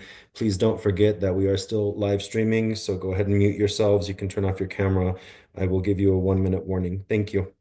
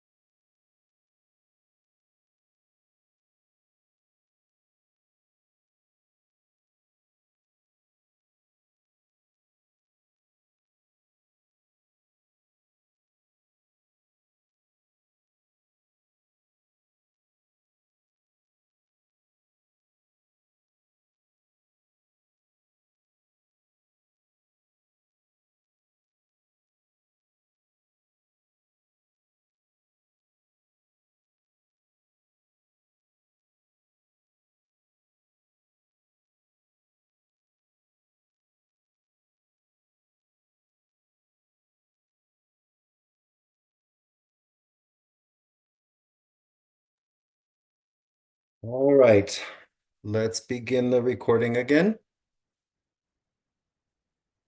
It is 7:25. We are going to continue with the Finance and Planning Committee meeting. And we are going to enter into the third item for discussion, or sorry, the second item for discussion tonight, which is the 2026 proposed budget. I anticipate committee members will have a number of questions and comments about this particular discussion topic. Please make note of the slide number or the packet page to refer back to during the discussion time. I am going to request that staff complete your presentation fully, and then committee members will have the opportunity to ask questions and discuss the matter at hand afterward. Directors, please anticipate for now 2 questions and a brief comment. We will pass the baton and go in around so that everybody has a fair chance at asking questions. I will begin with the committee members. That would mean that I will start with Vice Chair Banker and proceed to Director Geisinger. So you know you'll be up first. Given the hour, let's try to use an economy of words and remain focused on the material in front of us. Also, we are in a formal session, so title and surname is the preferred manner of addressing staff during our committee meetings. After the committee members have had an opportunity to opine and ask their questions, I will then call on any non-committee members to add to the conversation. So at this time, I would like to ask General Manager and CEO Deborah A. Johnson, as well as Kelly Mackey, our Chief Financial Officer, and Mr. Todd Nickel, our Senior Manager of Budget, to present this item to the committee. Thank you, Committee Chair Guzman, and good evening once again. The 2026 proposed budget document before you has been in development for several months and is the culmination of the work of numerous individuals. In recognition of their contribution, I express my sincere gratitude to CFO Mackey, as well as to Senior Manager of Budget, Todd Nickel, Senior Manager of Debt and Investment, Brendan Morgan, and Senior Manager of Finance, Heidi Wagner. Moreover, I want to acknowledge the members of their respective teams for leaning in and supporting this critical undertaking amidst challenging and unpredictable times. And I think you've heard that from our representatives from the Leeds School of Business at CU. And further to the point, my sincere and genuine thanks to the leadership team who served as thought partners with me on some of these difficult decisions. It's important to recognize that 3 guiding principles served as a framework during the development of this draft budget document. It was minimizing impacts to transit service delivery. As you heard Ms. Mackey say earlier, that is this agency's core business, which is delivering transit services to this metro region. Moreover, you've heard me say numerous times as we deliver service, we're people in the people business. So quite naturally, it's retaining the people who comprise the agency and then making these decisions in support of RTD's strategic plan. As it currently stands, the proposed budget meets all of these criteria. However, the 2026 projected expenditure requirements exceed forecasted revenue, as we've been talking about. Further, by law, RTD must adopt a balanced budget each year in which the total revenue received is greater than the sum of the agency's operating expenses. To solve the gap between projected expenses and anticipated revenues for the coming year, many tough decisions have been made in developing a fiscally responsible draft proposal. Over several months, the finance department and agency leaders have carefully reviewed departmental budgets and identified numerous potential cost-saving measures that have since been incorporated into the proposed budget. Many new funding requests from staff have been deferred, pending projects have been postponed, and existing projects and expenses have been reconsidered to ensure that they are absolutely essential at this time. While significant progress has been made, a gap remains, and staff has considered several different strategies to increase available funds while preserving current staffing and service levels, including the issuance of new debt, the use of reserve accounts, and the defeasance of existing debt that CFO Mackey has just described. With that introduction, Mr. Chair, I will turn the virtual floor over to CFO Mackey to present her remarks on the proposed budget. Thank you very kindly. Thank you. CFO Mackey. Thank you. In this discussion, I will share background and assumptions that have been used in the 2026 proposed budget, and then we'll go through some of the financial information and finally talk about next steps for the board and the Finance and Planning Committee. Regarding the background, this meeting is a discussion item on the 2026 proposed or draft budget. It allows for a comment period. We're required by state statutes as a government agency to post this proposed budget online for public comment by October 15. It has been posted online and made available in the board office at this point. We've also posted a notice that it's available within 2 daily newspaper publications, the Denver Post and the Boulder Daily Camera, to notify community members that the budget is available for public inspection. And we as an agency are looking for feedback, not only from the Finance and Planning Committee and the Board of RTD, but also public feedback regarding the proposed 2026 budget.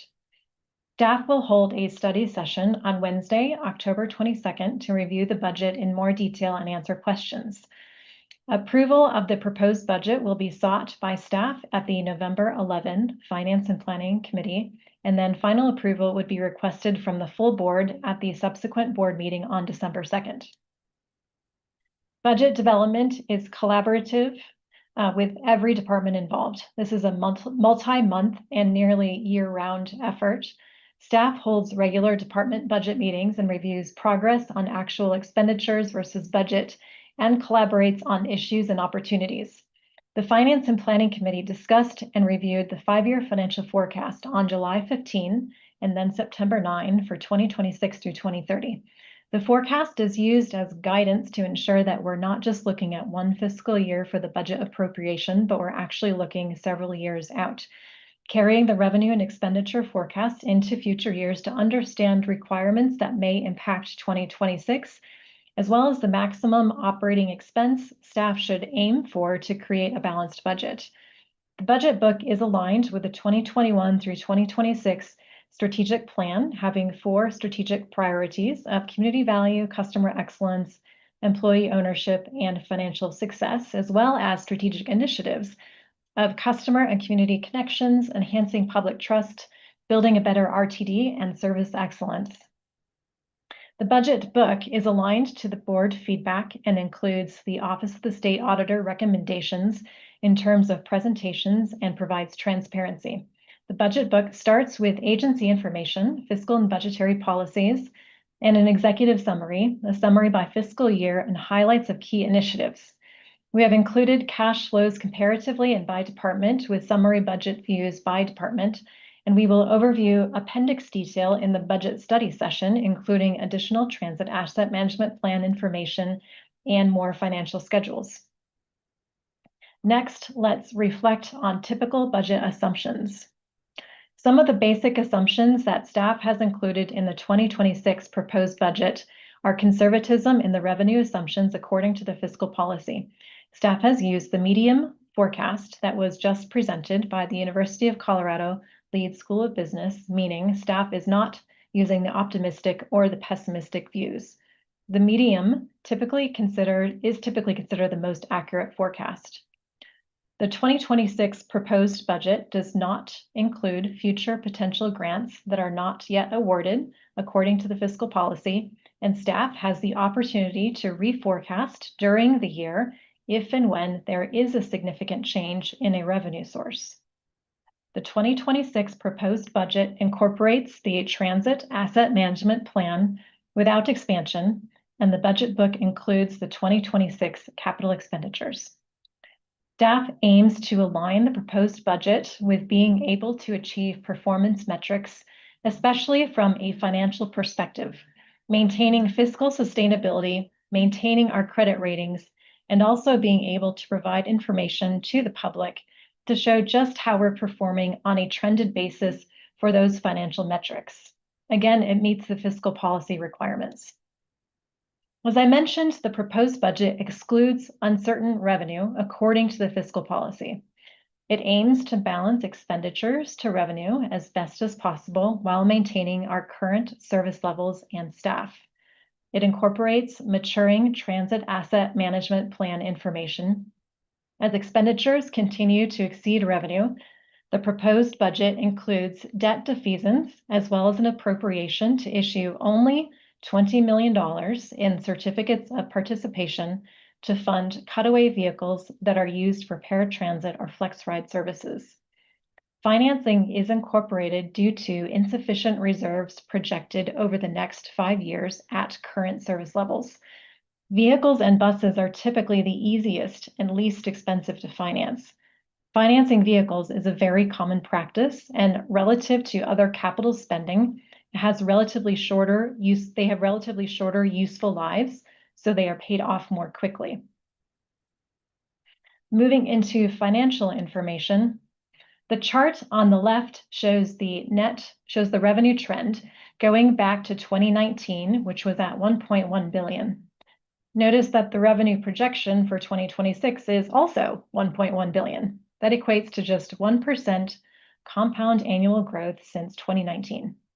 In 2020 through 2022, RTD benefited from COVID relief grants, and the 2024 figures included East Colfax BRT revenue that carried forward into 2025. Staff works through carry forwards in Q4 each year and expects that the 2026 budget will include carry forward amounts for the East Colfax BRT pass-through to the City and County of Denver that we will discuss in more detail at the budget study session and will be included in the final budget similar to last year. Looking at revenue without the impact of East Colfax BRT pass-through, revenue is actually projected to grow 6% in 2026 compared to the 2025 budget. The pie chart on the right shows that 77% of the 2026 proposed budget revenue is projected to come from sales and use tax, with 170 million in grants and contributions, 61 million in fares, 23 million in investment income, and 9 million in other income. It's important to understand the bottom line of the budget, what is left over after expenses.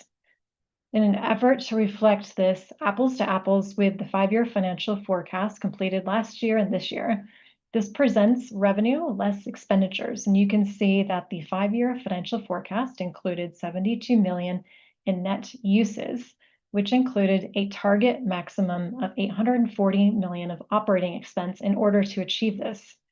After working through the budget over the past few months cross-functionally, in order to keep current service levels and staff levels, the net use in the proposed budget is actually 199 million negative before carry forwards. You can see that RTD was able to generate net source of 102 million in 2023. 2024 declined to a net use of 286 million. The 2025 budget incorporated 472 million net use with carry forwards, as compared to last year's financial forecast of 84 million net use. On the right side of the slide, you can see that a net source, as in 2023, typically results in increased reserves and reduced future debt needs. Alternatively, it's important to understand that when spend exceeds revenue, the net use of funds reduces reserves and increases future debt needs, as has been the case for the past couple of years. Because expenditures are expected to continue exceeding revenue at current service levels, this would put RTD out of compliance with its fiscal policy. In order to provide temporary one-time relief for 2026, to give the agency more time to get expenditures more closely in line with revenue, staff and advisors have recommended the defeasance of 57 million. Given that reduction in debt obligation is not 1-for-1 with operating expense, but is measured on a 1.2 times standard, this allows the agency to spend an additional 69 million in operating expense, which is the amount staff expects to be needed in order to maintain current staff and service levels. Here you can see how the defeasance provides operating expense relief by prepaying interest and principal payments in December of 2025.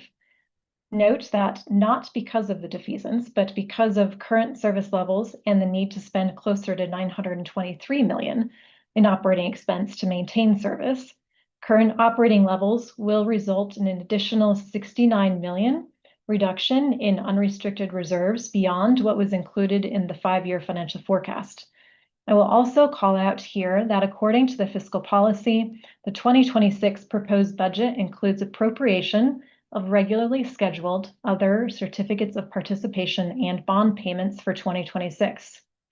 Lastly, and very importantly, I will call out that the 2026 proposed budget includes no reduction in the Fast Track's internal savings account, as was discussed in both the September and the July Finance and Planning Committee meetings and the materials. Again, the FISA is listed at its current balance of $192 million, and there is no reduction to the FISA incorporated into the 2026 proposed budget.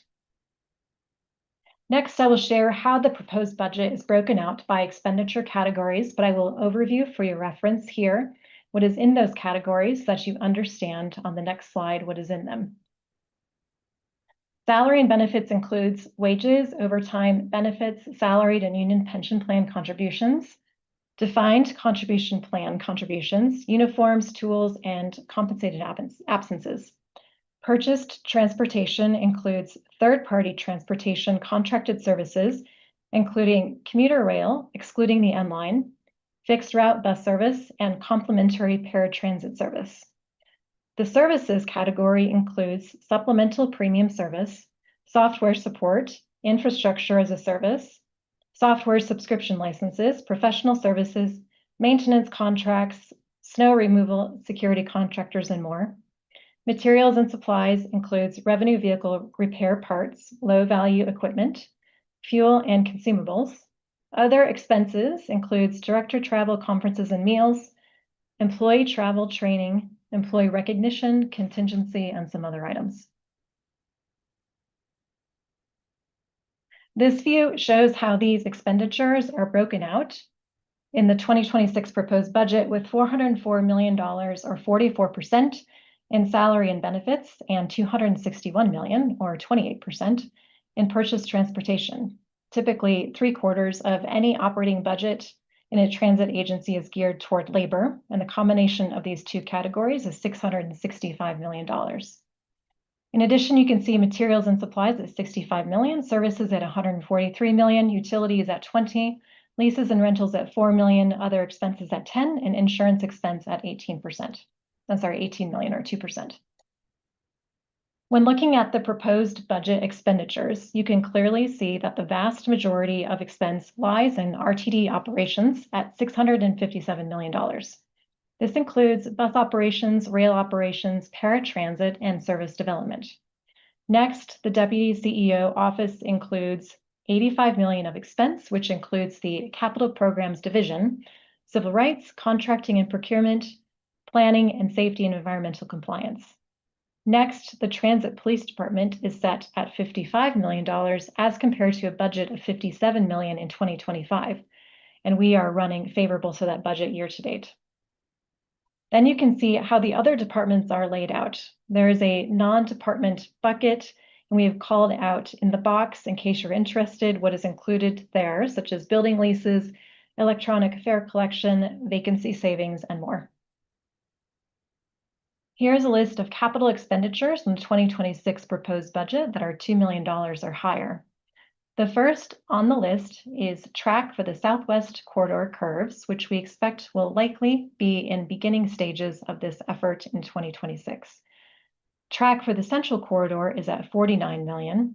The traction power substation for the Central Corridor is at $22 million. The one item we do recommend financing with certificates of participation is cutaway vehicles for $20 million that will be used for FlexRide and paratransit services. Financing vehicles has been commonly done by RTD in the past, and it is one of the easier and less expensive areas to finance with shorter loan durations. The total capital expenditures in the 2026 proposed budget are $226 million. To achieve the 2026 proposed budget for operating expense, RTD has incorporated a number of cost savings opportunities. Various service contract savings are estimated at $17 million. The closed salaried employees pension plan contribution is budgeted at $6.5 million in 2026 as compared to $15 million in the prior year, as it is adequately funded. Vacancies are targeted at 7 million in savings, and overtime modifications may result in 5 million in savings.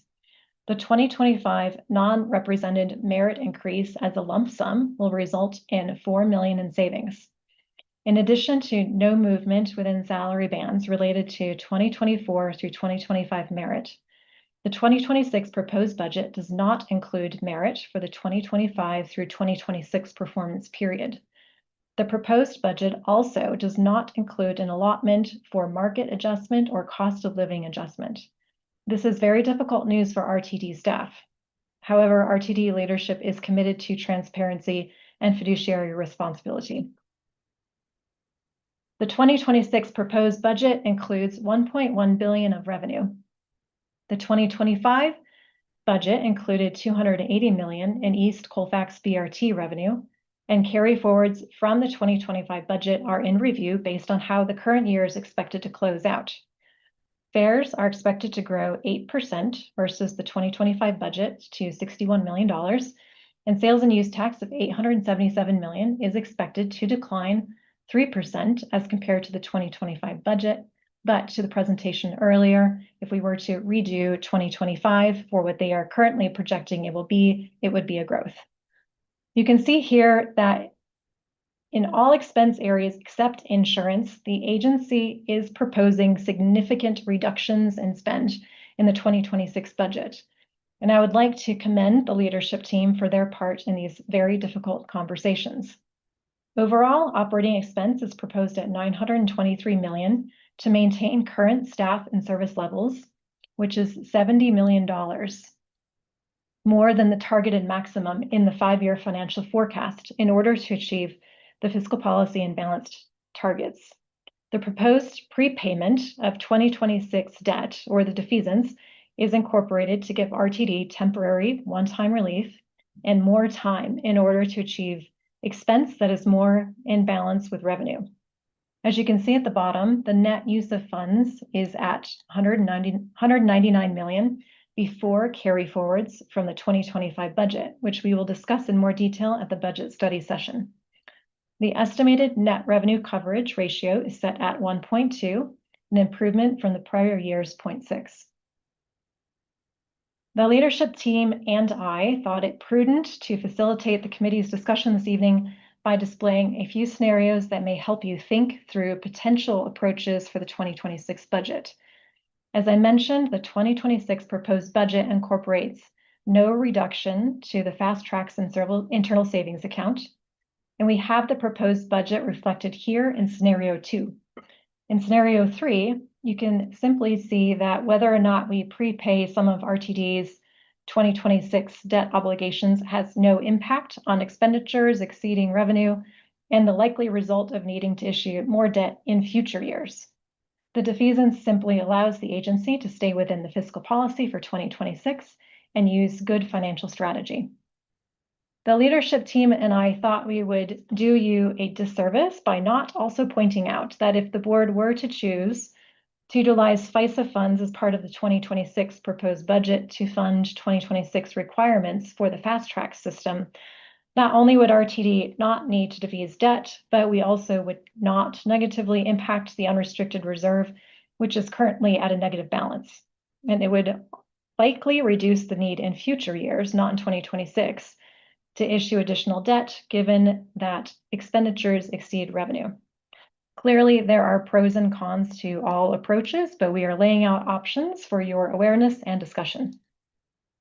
In terms of next steps, the draft budget has been posted for public inspection, and we will make final adjustments to present to you for recommended action in the November 11 Finance and Planning Committee. Then the 2026 proposed budget is scheduled to be brought to the board on December 2nd, so that the budget will be effective January 1st. Thank you, Mr. Chair, for the opportunity to present this evening, and that concludes my comments. Thank you so much. Director Banker, you're up. Okay, thank you. I have many questions. I just don't know where to start, and I know our chair is probably going to cut me off at some point. First of all, I just wanted to point out, the board was not involved with any of this budget. And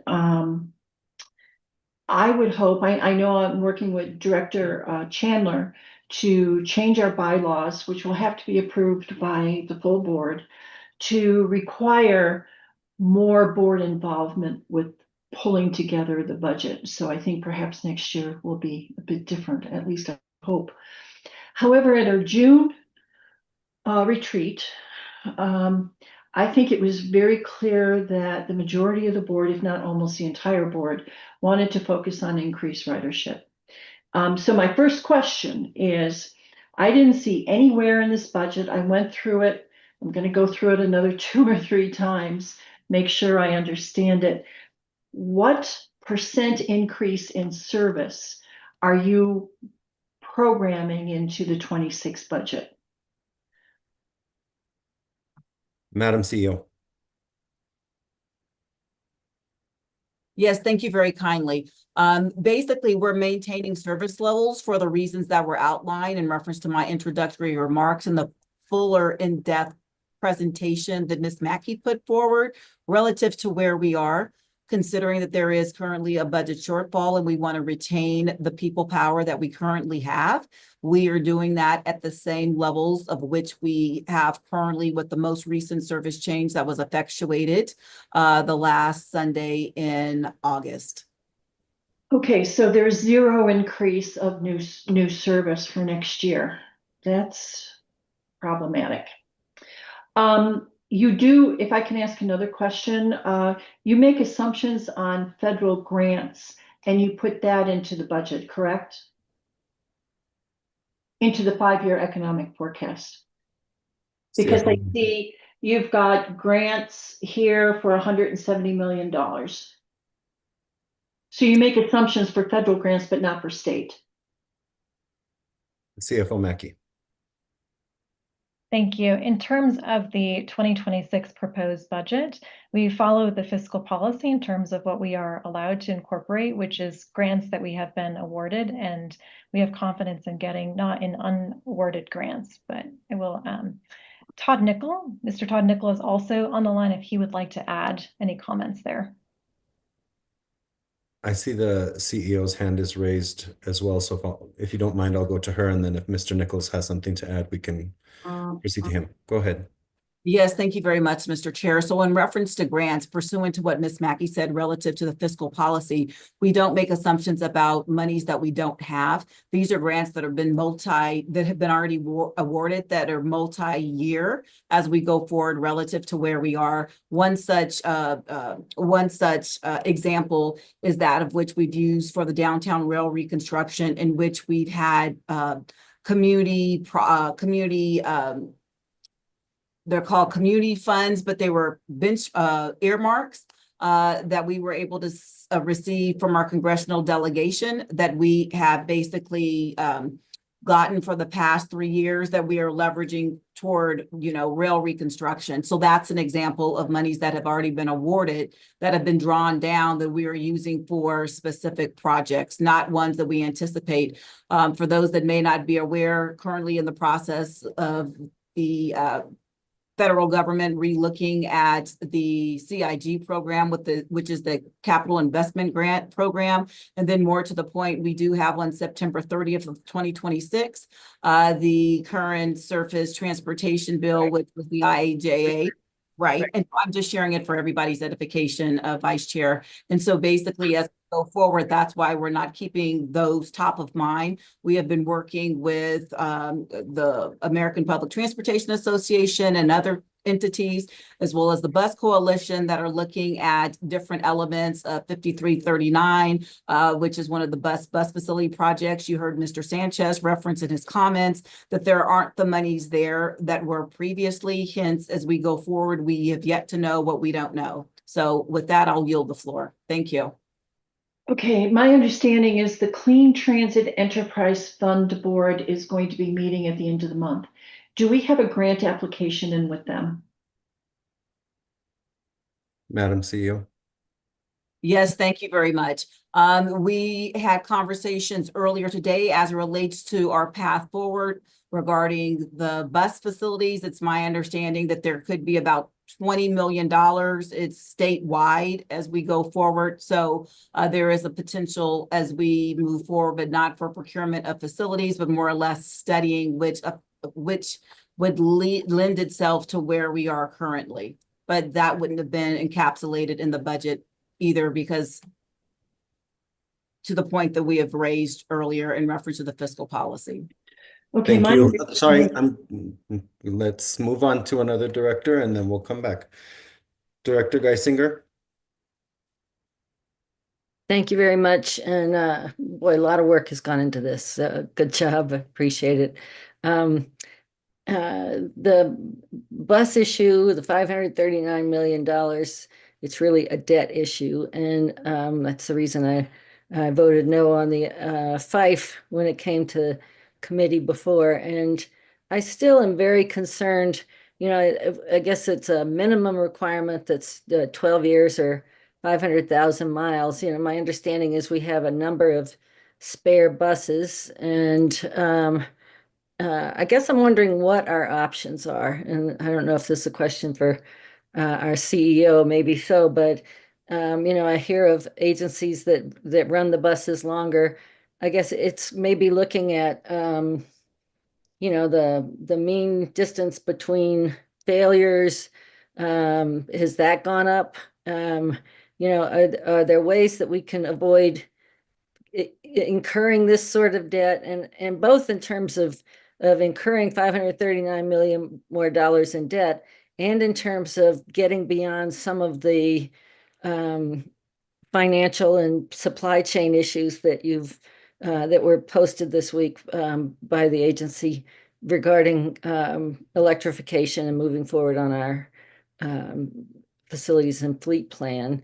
I would sure like to see if there are options for not incurring $539 million in debt in the next 5 years, or the $20 million next year, if we can postpone some of that.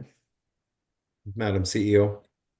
Yes, one clarification I want to make, because we were talking about the CTE and the notice of funding availability. We did submit a grant for $9 million relative to where we are. So I just wanted to clarify that going forward. That was just 2 weeks ago. More to the point that you raised, Director Geisinger, relative to useful life benchmarks and things of the like. FTA has put out guidance relative to 12 years or 500,000 miles, recognizing the NTD being the National Transit Database, useful life benchmark checklist. When you think about 12 years or 500,000 miles, for the most part, we keep our vehicles for 14 years, because before we retire a vehicle, we have to start the procurement process, and the process that we utilize relative to specifications, putting out a procurement. For all intents and purposes, when you put forward your first article bus, which is, I would say, like your sample bus that you're inspecting, and that article bus basically is the one you use and you approve it and you go forward. So customarily, it may take 14 years. Hence, we've adjusted for that as we've moved forward. An important point that I want to share with everybody is that when we talk about our spare ratio and a deviation that was made, as most transit agencies did during the midst of the pandemic, there are certain aspects to the deviation in relationship to our spare ratio that was made relative to us getting down to where our spare ratio should be 20% by 2027. And so recognizing that some of the trade-offs were that we wouldn't be procuring additional buses, leveraging federal dollars. We currently have a procurement on the street for, 47 FTA approved vehicles. And the reason why I say approved vehicles, because we have to adhere to Buy and Build America. We've talked before that we have 2 original equipment manufacturers as it relates to buses. There's been a lot of conversation that has ensued, which has been falsely characterized relative to RTD's unwillingness to adopt alternatively fueled vehicles. For all intents and purposes, I did say to this body in a public setting that yes, we were committed to procuring diesel hybrid buses as relates to our 60-foot articulated vehicles. New Flyer Industries, that was the manufacturer of the only 60-foot articulated diesel hybrid bus. The Excelsior basically is no longer being manufactured due to the fact that the powertrain wasn't available from their supplier. So I'm providing that context to let you all know there's so many different extenuating factors relative to where we are, and is critically important, and anybody can go research this. When you go to FTA, they utilize an acronym called TVM, and we're not talking about ticket vending machines. We're talking about transit vehicle manufacturers that have been approved by FTA that are on their website that have gone through testing. So wanted to share all that information relative. Are there other alternatives? I would say yes, they are, and we're committed to it, but this is all in a forecast where we are with the here and now and what's currently available on the market. And so there could be different opportunities. And while I don't want to get into partisan politics, we know before there was a myriad of different money made available for alternatively fueled vehicles. A lot of those grants have been recently canceled by US DOT and the modal administrations. And I think that's critically important for everyone to know as well. Right, I understand that. And I guess I have a little more on that. Just following up on Director Banker's questions about the grants. I'm glad we've applied for 9 million with CTE. Is that what you said? Yes. And I think we've also applied for the Senate Bill 230 oil and gas funds. Is that right? I'd have to, staff needs to send me a lifeline. I think we may be in process, so I don't want to misspeak. Yeah, it would be helpful for me and I think others to see what we've applied for and how much we might expect. I thought that maybe in the 230 legislation that later they were sort of setting aside some money for 2026 for us. So it would just be helpful to see how much more we're not budgeting in. And I understand what you're saying, that we're doing that because that fits the fiscal policy. We can talk more about this. I guess we'll talk about the FIFE in the meeting, but just a final comment is that I think if there are other alternatives to incurring $539 million worth of debt, if we can postpone that, again, both in terms of not incurring as much debt and in terms of answering the issue of starting our electrification process, I would urge us to look at those options. Thanks. If I may, Mr. Chair. Please. I did get a lifeline, and that's the same grant that we were referencing relative to CTE being Senate Bill 230. And more to the point, we do currently have a study underway relative to the facility to determine what might be most feasible relative to modifying an existing facility and or procuring a new one as we go forward.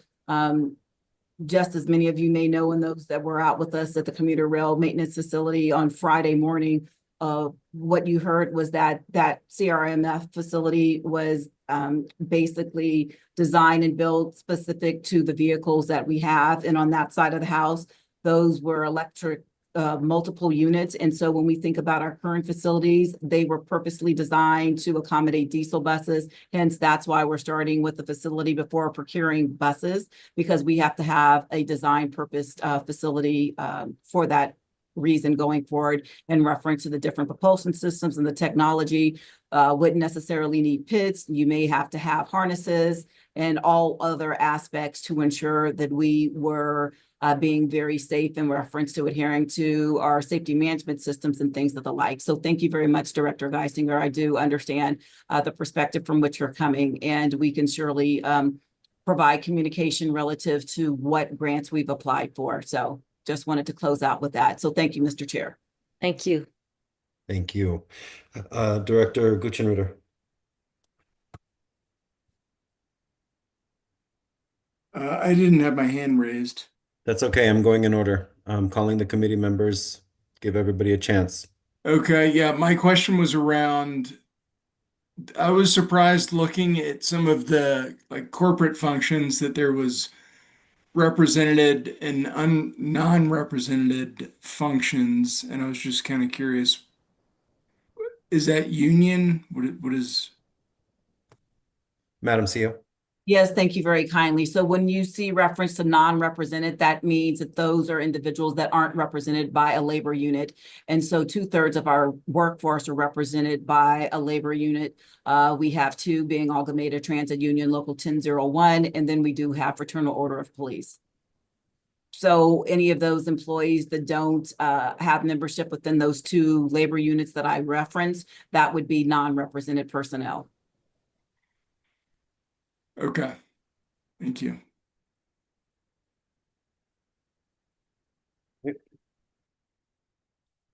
Director Larson?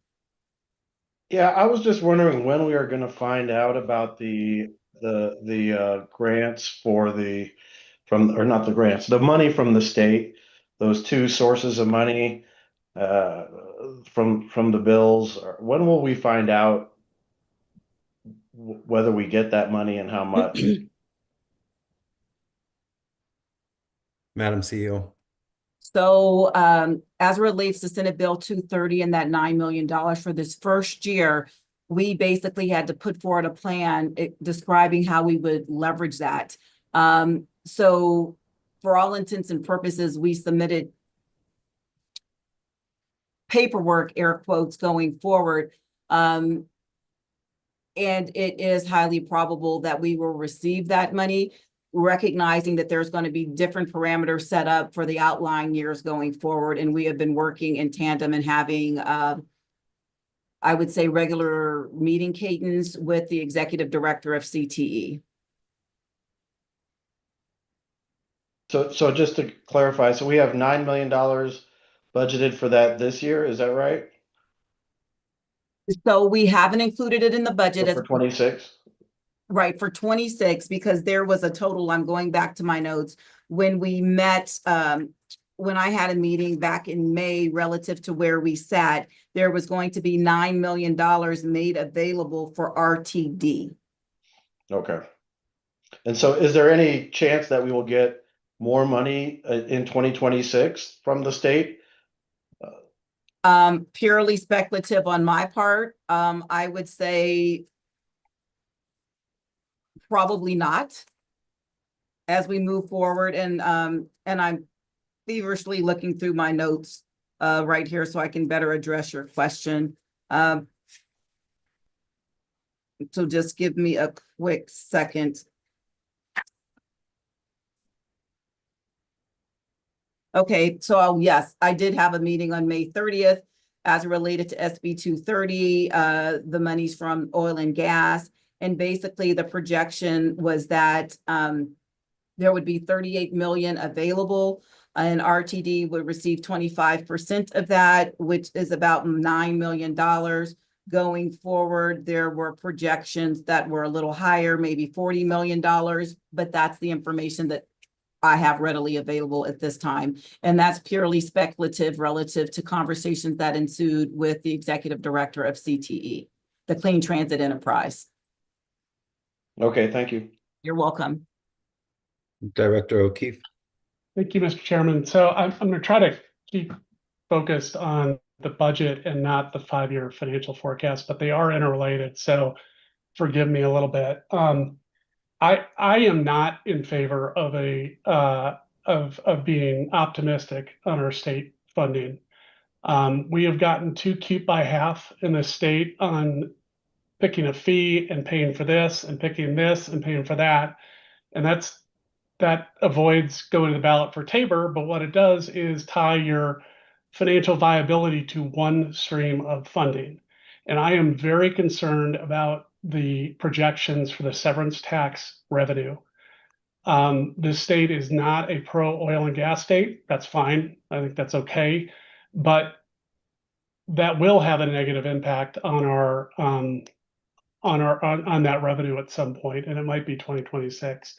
So I think we need to be very cautious about that projection, even if even when we have grants in hand. The state is in a financial catastrophe that it has not come to reckoning with yet. The Medicaid cuts will hit in 27, We know there's $1 billion shortfall again next year. And so I think as a funding partner, I don't feel great about it. The other thing that I would ask, and this is, I know our directors are very good about this, but the FISA account, and I'm saying this because I have letters from elected officials that seem to confuse that as the Northwest Rail account. There are 4 unfinished lines that need to be covered by FISA. And so my problem with the use of FISA funds for operations is that it's not covering services for other corridors. If we are going to be honest about what FISA is for, we need to be fair in the allocation of that money across all the corridors. And I think it's incumbent on us to remind our locally elected officials that FISA account has a lot of calls on it. And so my problem isn't that we're using FISA for Northwest or for bus service in the Northwest corridor. It's that we're only using it for bus service in the Northwest corridor. And so I think that's something that we need to keep an eye on going forward. I'm kind of ambivalent about the whether or not we use it or not. I think we have a tough financial year, and if it reduces our ability or reduces the need for additional cuts, then I think it's probably a good use for it. The other thing that we have coming in 26 that is not a done deal yet, but the state believes that we're going to be building a joint service rail project that will start next year, which also is not identified in the budget. And so as we're interjecting caution into an unsteady budget picture, I think we need to also recognize that we don't even know all the things that we're going to be asked to pay for in the next year, assuming that the governor's team can get a viable price back on the joint service. So that's my take on FISA. It's not that it's being used, it's that it's only being used for one account. We have lots of needs in other corridors, and I think we're focusing a little bit too much on one. I also on the bus purchases, I don't, this is where it blends in a 5-year financial forecast. We have a Buy America problem that we need to resolve at the federal level. I don't see this as a backtracking. I think we have a supply issue that we are not going to be able to buy the buses under the current requirements by the federal government to fulfill our promise to electrify. And so I think we need to focus on a rule change there if we want to have the flexibility to do that. There won't be manufacturers up and running anytime soon in the US, if ever, to produce those vehicles. And so I think we've got a challenge in front of us on that front. And we also, this is probably on us. We don't have the charging facilities to support that yet either. Also impacted by Buy America and tariff requirements down the road. So I don't love everything in this budget, but I understand how it's being constructed. I think the study session will be great to get some board feedback. I am with Vice Chair Banker in this context, that I would like to see more board activity in the budget preparation, rather than when it's a built house of cards, take one card out and it all falls down. Well, that's a tough circumstance for us as a board to be in, where it's if you touch it, you break it. I'd rather be involved at the build it, so we're not breaking something that's already constructed. So I think that's a fair point. But I cannot emphasize enough how important it is for all of us as board members who understand it to appropriately frame the FISA account, which is what it's for, which is all corridors, fast tracks build out, not one. And so I'd actually like us to talk about that when we get to the study session. GM CEO Johnson, the dedication of this treasure of an account that we have to one specific corridor versus building ridership in all the corridors. No question statement. Thank you, Director O'Keefe. Director Nicholson? Thank you very much, Chair Guzman. I have a question. I have a couple of questions, but I'll start with a simple one for Ms. Mackey, but obviously GMCO Johnson is welcome to take it if she would prefer. My read of the budget contains a very simple, is that it contains a very simple truth. We are not taking in enough money at the moment to pay for our operations. And the mechanics that we're talking about undergoing in terms of defeasance and moving, taking out short-term debt in option number 2, are a way of pushing that issue off for a year. So my question, sort of first off, is Ms. Mackey, is, do you expect in 2027, 2028, 2029, or 2030 that this problem will go away? Or will we be faced with the exact same problem and we will have just made it worse in 2027 by not dealing with it now? That is an excellent question. I think your first comments were very close, but I would say that the revenue is not enough to cover not only operations, but also state of good repair. And if you look at the long-range financial plan, which I believe is next on the agenda for me to present later on in the packet, it will show that this issue gets worse over the years. So I don't anticipate it to go away.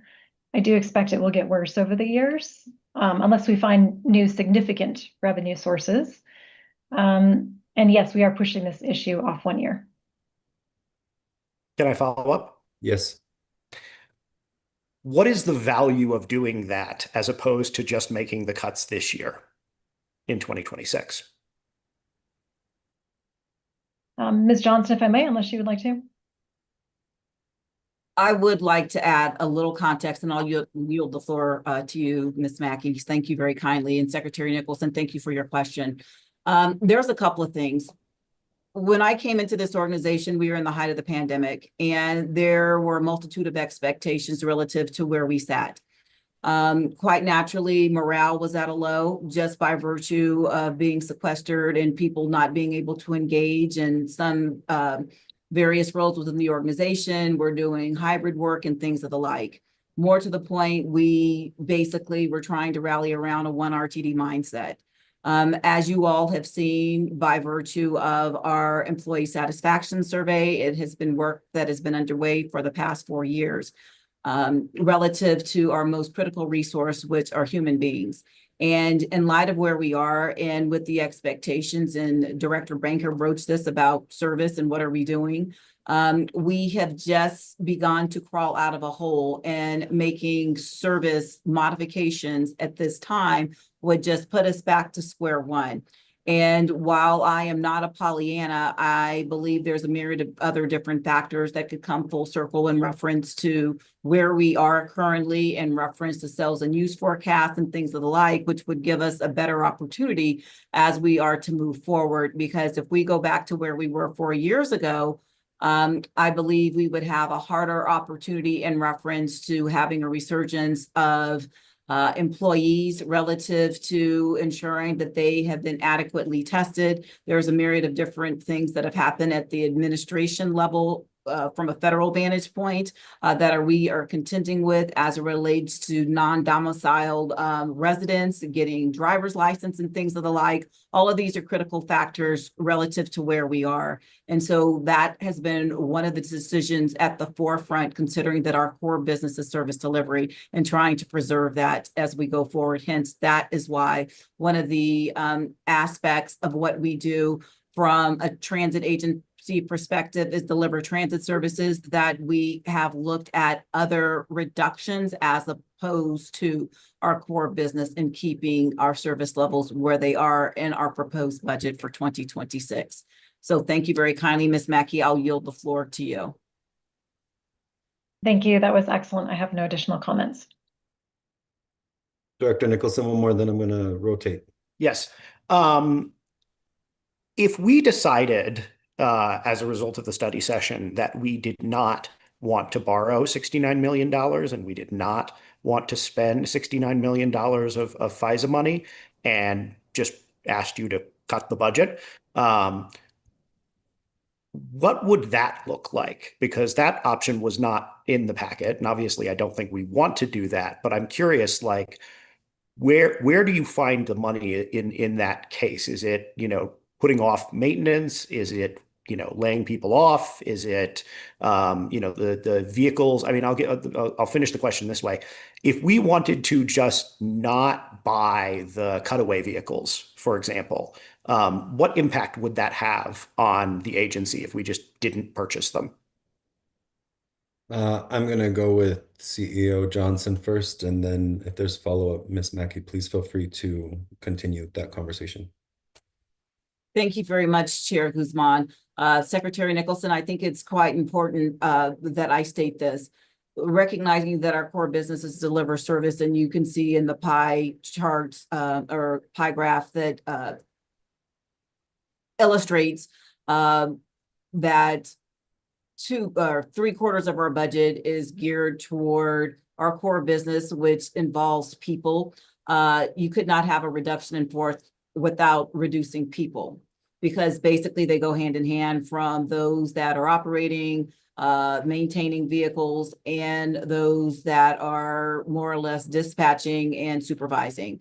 And so as we look at that holistically, that would be where we would have the impact, due to the fact it's all about operating expenses, as you heard Ms. Mackey talk about before, because it's all about the color of money. Sure, there's capital monies. We have had conversation ad nauseum as it relates to this. If we were to take away monies from capital, it still doesn't negate what we can't do on the operating side, just by virtue of where we are with our fiscal policy. So Ms. Mackey, I'll yield the floor to you. Thank you. That was excellent. At the risk of sounding like a broken record, I just want to make sure I'm crystal clear. So what you described, Dr. Nicholson, is the budget. So there is no borrowing in the budget of 69 million. There is no use of the FISA in the proposed budget. We are proposing only going into debt by 20 million for cutaway vehicles, with no change to the FISA. I apologize, Mr. Chair. I didn't get an answer to the last part of the question about what would happen to the agency's operations if we didn't buy the cutaway vehicles. Thank you. Madam CEO. Yes, basically, as it relates to the cutaway vehicles, they are approaching their useful life. Have had conversations with representatives of communities with disabilities, recognizing the cutaways are retrofitted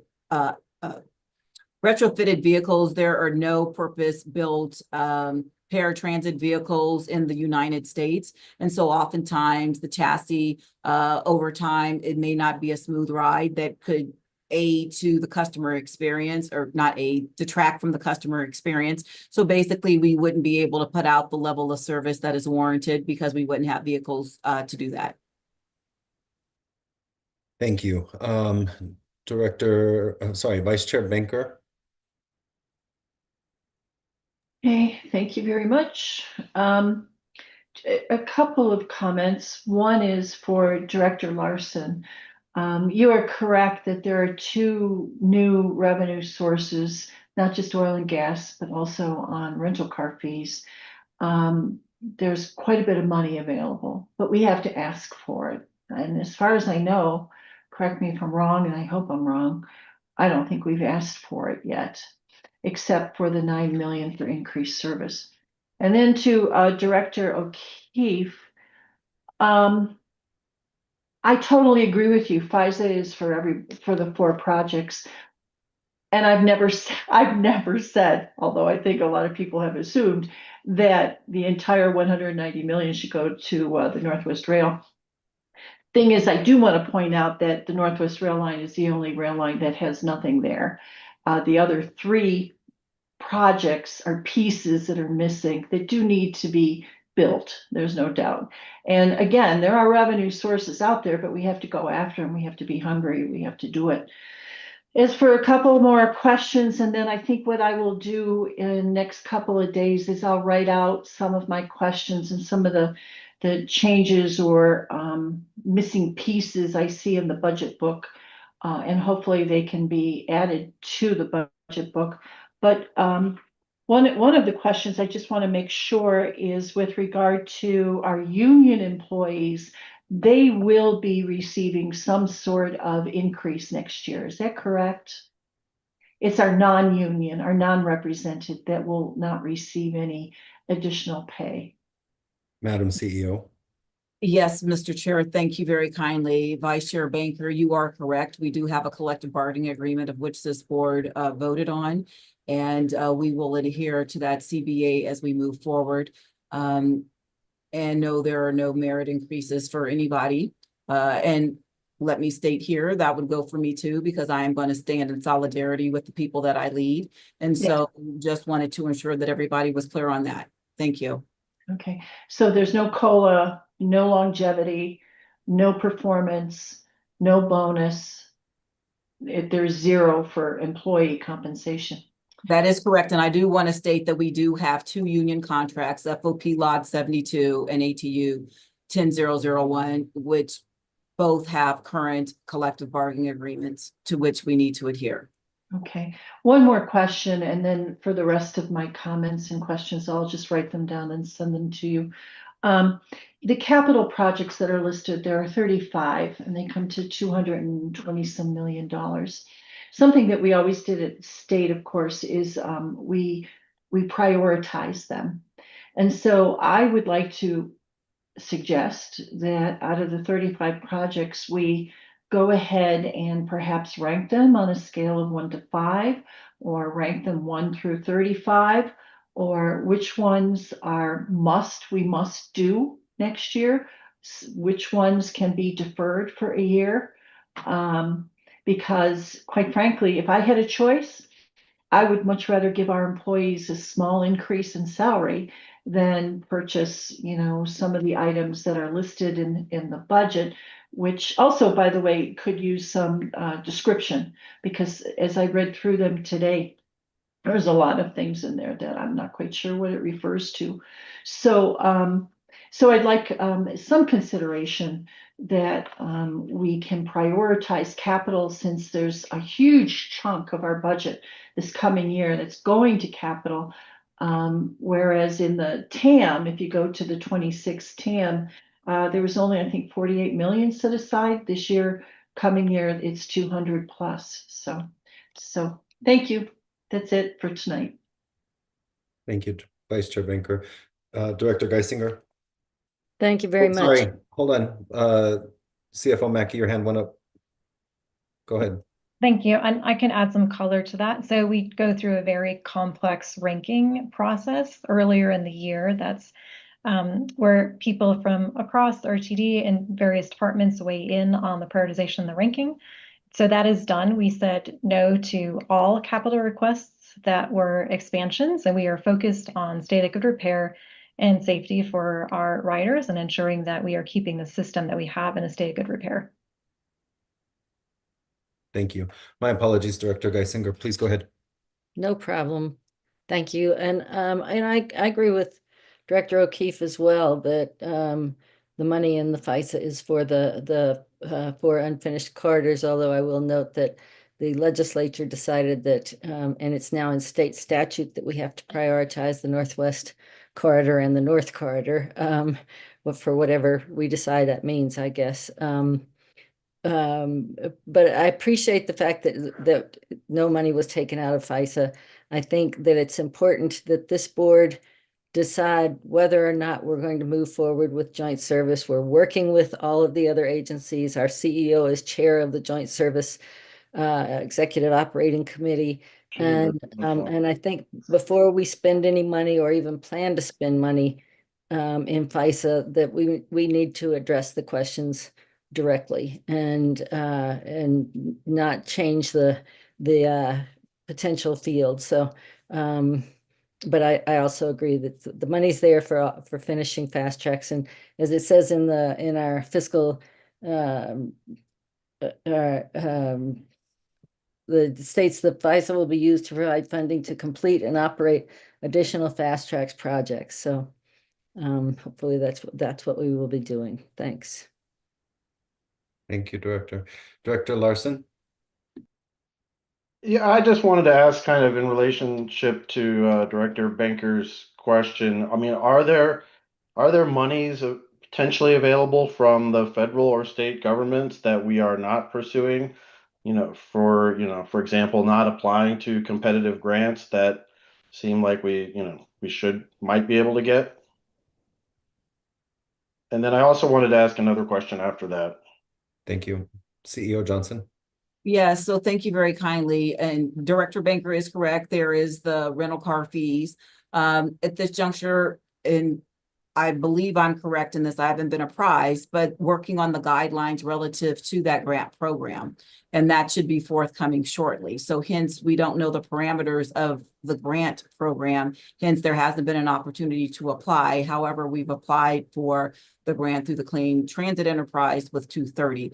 As it relates to the other grants, we have, put forward a grant application as it relates to Vision Zero to have a study. There were monies that were, available for that. We put forward an application, I would say, in the early part of the summer and awaiting notification. There's another grant application that we put through relative to FEMA as relates to emergency operations. So there are a myriad of different grant opportunities of which we've applied. With that being said, some have been stalled quite naturally. There is, a shutdown currently at the federal level and things of the like. So recognizing that some of these grants have been pulled back, that has not halted our ability to go forward, but we want to ensure that we have an established capital need with an entirely fleshed out program. Because that's critically important as you apply for a grant at the federal level, because there's a lot of requirements, and notably there are some requirements recognizing that you can't be involved with diversity, equity, and inclusion, and a myriad of other things that come into play as well. So we are being intentional and purposeful and judicious as we move forward, because if we do take on that obligation, and there could be matching dollars as well, we want to ensure that we're being good fiduciaries and being good partners with the federal government and adhering to the parameters of said grants. Thank you. And I also just wanted to ask, if we did decide to cut service, is there not a way we could do it just through attrition? Does it, could we, it seems like for a long time, at least, we've sort of been short of operators for the light rail and the bus. Could we just not hire anymore, and then they would, some of them would leave over time, and then we could just rearrange service to accommodate that, basically, rather than having to do any kind of actual layoffs or anything like that? Madam CEO. Yes, thank you very kindly. So there's a couple of different elements as it relates to our collective bargaining agreement. And just by virtue, if there were a reduction in force, we have to meet and confer. And there's a process to which we have to adhere as outlined in the CBA. And then more to the point, there's seniority and things of the like, but we have to look at it through the lens of looking at our holistic operation, and it would be most judicious to look at low performing routes as we go forward that aren't meeting different eligibility criteria, but recognizing that we put that forward in a framework. We're still working on that service monitoring report as we move forward, recognizing that we are doing a comprehensive operational analysis that would ground us as we go forward. And so you have to keep in mind when you talk about via attrition that people are bidding on various routes as it relates to their seniority. So it's not as simple as just somebody attrits and then we won't hire back. As we've looked at our overarching position count relative to where we sit, there's still the notion of the extra board that we need to have as well. And I would share that we have had lengthy conversations relative to where we are, and there's some work that we need to do. And Ms. Mackey touched upon this as we look at planned overtime, unplanned overtime, and looking at efficiencies through productivity that we plan to have a laser focus on as we move forward relative to where we are. So that should yield some cost savings as we look at 2026 through that lens of how we're doing various aspects of our service planning. Can I follow up with one more question? Please. So I mean, we can't just attrit because is it because of the collective bargaining agreement, wouldn't allow us to rearrange the service, with with letting the attrition affect the lowest performing routes because of this bidding process? Or is that bidding process something is that a management sort of construction, or is that a construction out of the, that we have to follow because of the collective bargaining agreement? If I may, Mr. Chair. Go So ahead. there's a bidding process as it relates to work shifts that's qualified. It's a mandatory subject of bargaining as it relates to the CBA. And I'm not saying that we couldn't have attrition take place, but we need to look at the routes, because basically we're going to start with our schedule, deem how many vehicles we have, and then go to people. So we need to look at our network holistically and make that determination, considering that we do have a network and there's connectivity. So what's the residual impact if one were to cut a route that feeds into another critical bus route or a rail line, and what might that mean? So we have to look at it through a holistic view. Did that Okay, answer thank you. your question? Okay, thank you. Good enough. Director O'Keefe. Thank you, Mr. Chair. I just wanted to, not being argumentative, but I think it's important to clarify the clarification. There's actually 2 Fast Tracks lines that have not received any funding at all. Southwest Corridor Extension and the L line extension. The B line did receive some funding, and Flatiron Flyer service was part of the Fast Tracks. I would love airport bus service to the southwest part of my district. There is none. And so this is the frustrating part when I get these letters. They're not honest. The Flatiron Flyer service was part of Fast Tracks, and part of the B line was constructed, and the N line was constructed. The Southwest Corridor was built in a different century. The extension, which was the part of the Fast Tracks, which is our tax money, has not been touched and probably never will be touched. And I know the state legislature prioritized it. I'd be really disappointed in the governor's ability to lobby the state legislature if he had not been able to prioritize that line over the other ones. But it's not argumentative, but I think it's really important that the purity on this argument rests with the L line and the CD line, not the B line and the N line. There has been money spent on that. It's just not the promised money that was spent or the promised service, but some money has been spent. Thank you, Director O'Keefe. Director Nicholson. Yeah, I appreciate it. One of the things that I noticed in the book with regard to operations was that there's about a 3-point-something% reduction in salaries for bus operations, but there's a meaningful, and I forget the exact number, a couple percent increase in purchase transportation. And that seems backward to me personally. I'm under the belief that we should be trying to grow our internal operations and reduce the amount of external operations. And so I'm wondering if you can speak to both where that increase is coming from in purchase transportation under bus operations. And then second, if we wanted to reduce our spending, obviously a lot of that is contracted. Are there contracts that we could either not renew, that are being planned, that are budgeted to be renewed, or other opportunities to reduce our dependence on third-party purchase transportation? Madam CEO. Yes, well, Ms. Mackey, do you want to go first? Go ahead. I was just going to say thank you very much, Secretary Nicholson. Thank you, Chair Guzman. Relative to the reduction as relates to bus operations and things of the like, we're talking about some of the overtime that I just spoke about earlier. It's holistic, and as we look at purchase transportation relative to the contracts that we have established, factoring in the tenants of said contract and the amount of payments and other aspects of that going forward, that's projected. And so what we're trying to do, to the point that I raised earlier, is looking at efficiencies, because as we look at where we are, you can currently see that we're still hiring bus operators. It's sort of like this ongoing process just by virtue of attrition, i.e. relative to those that are in training and things of the like. But that's broad brush. I will yield the floor to Ms. Mackey, because to the point you said relative to purchase transportation, let's be clear that the contractors own the facilities.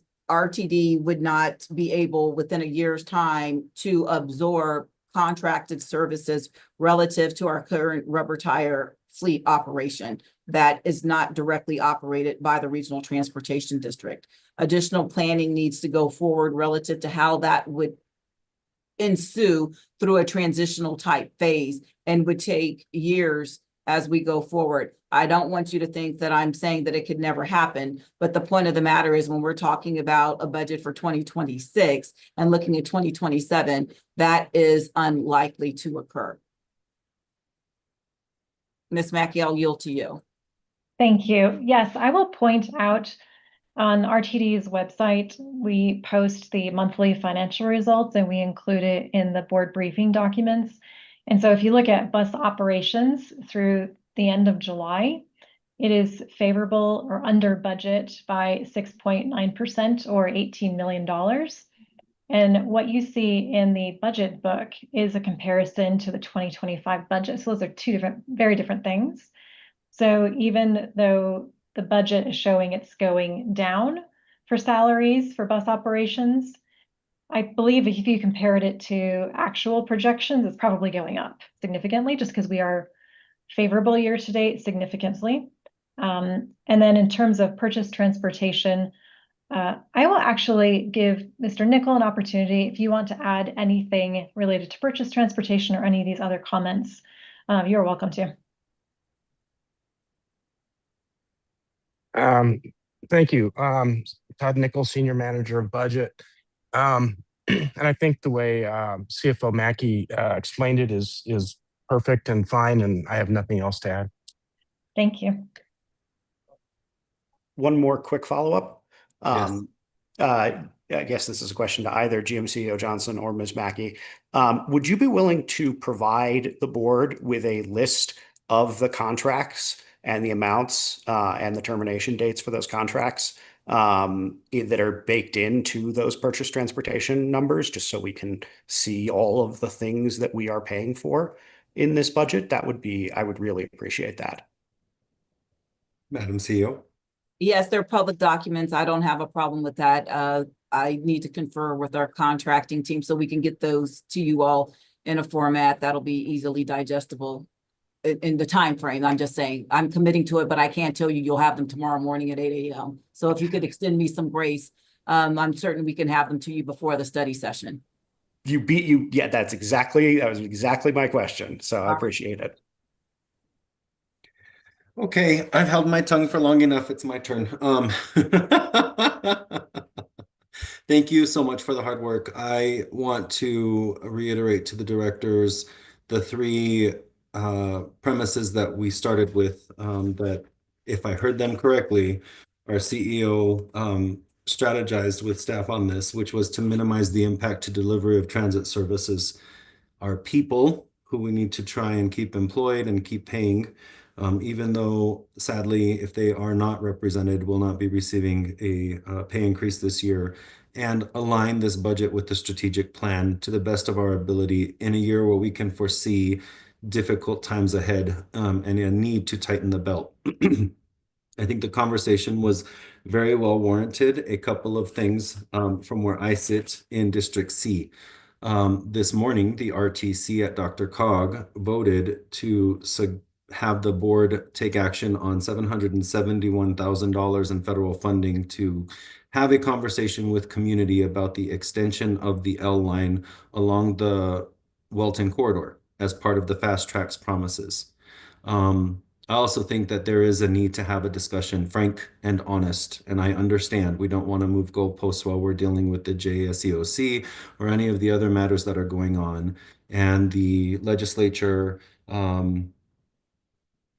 I find it disagreeable, but they have kind of bound our hands and knees to be able to only look at two particular parts of the Fast Tracks corridors with prioritization, but that doesn't mean that's the only option, the way that I read the legislation.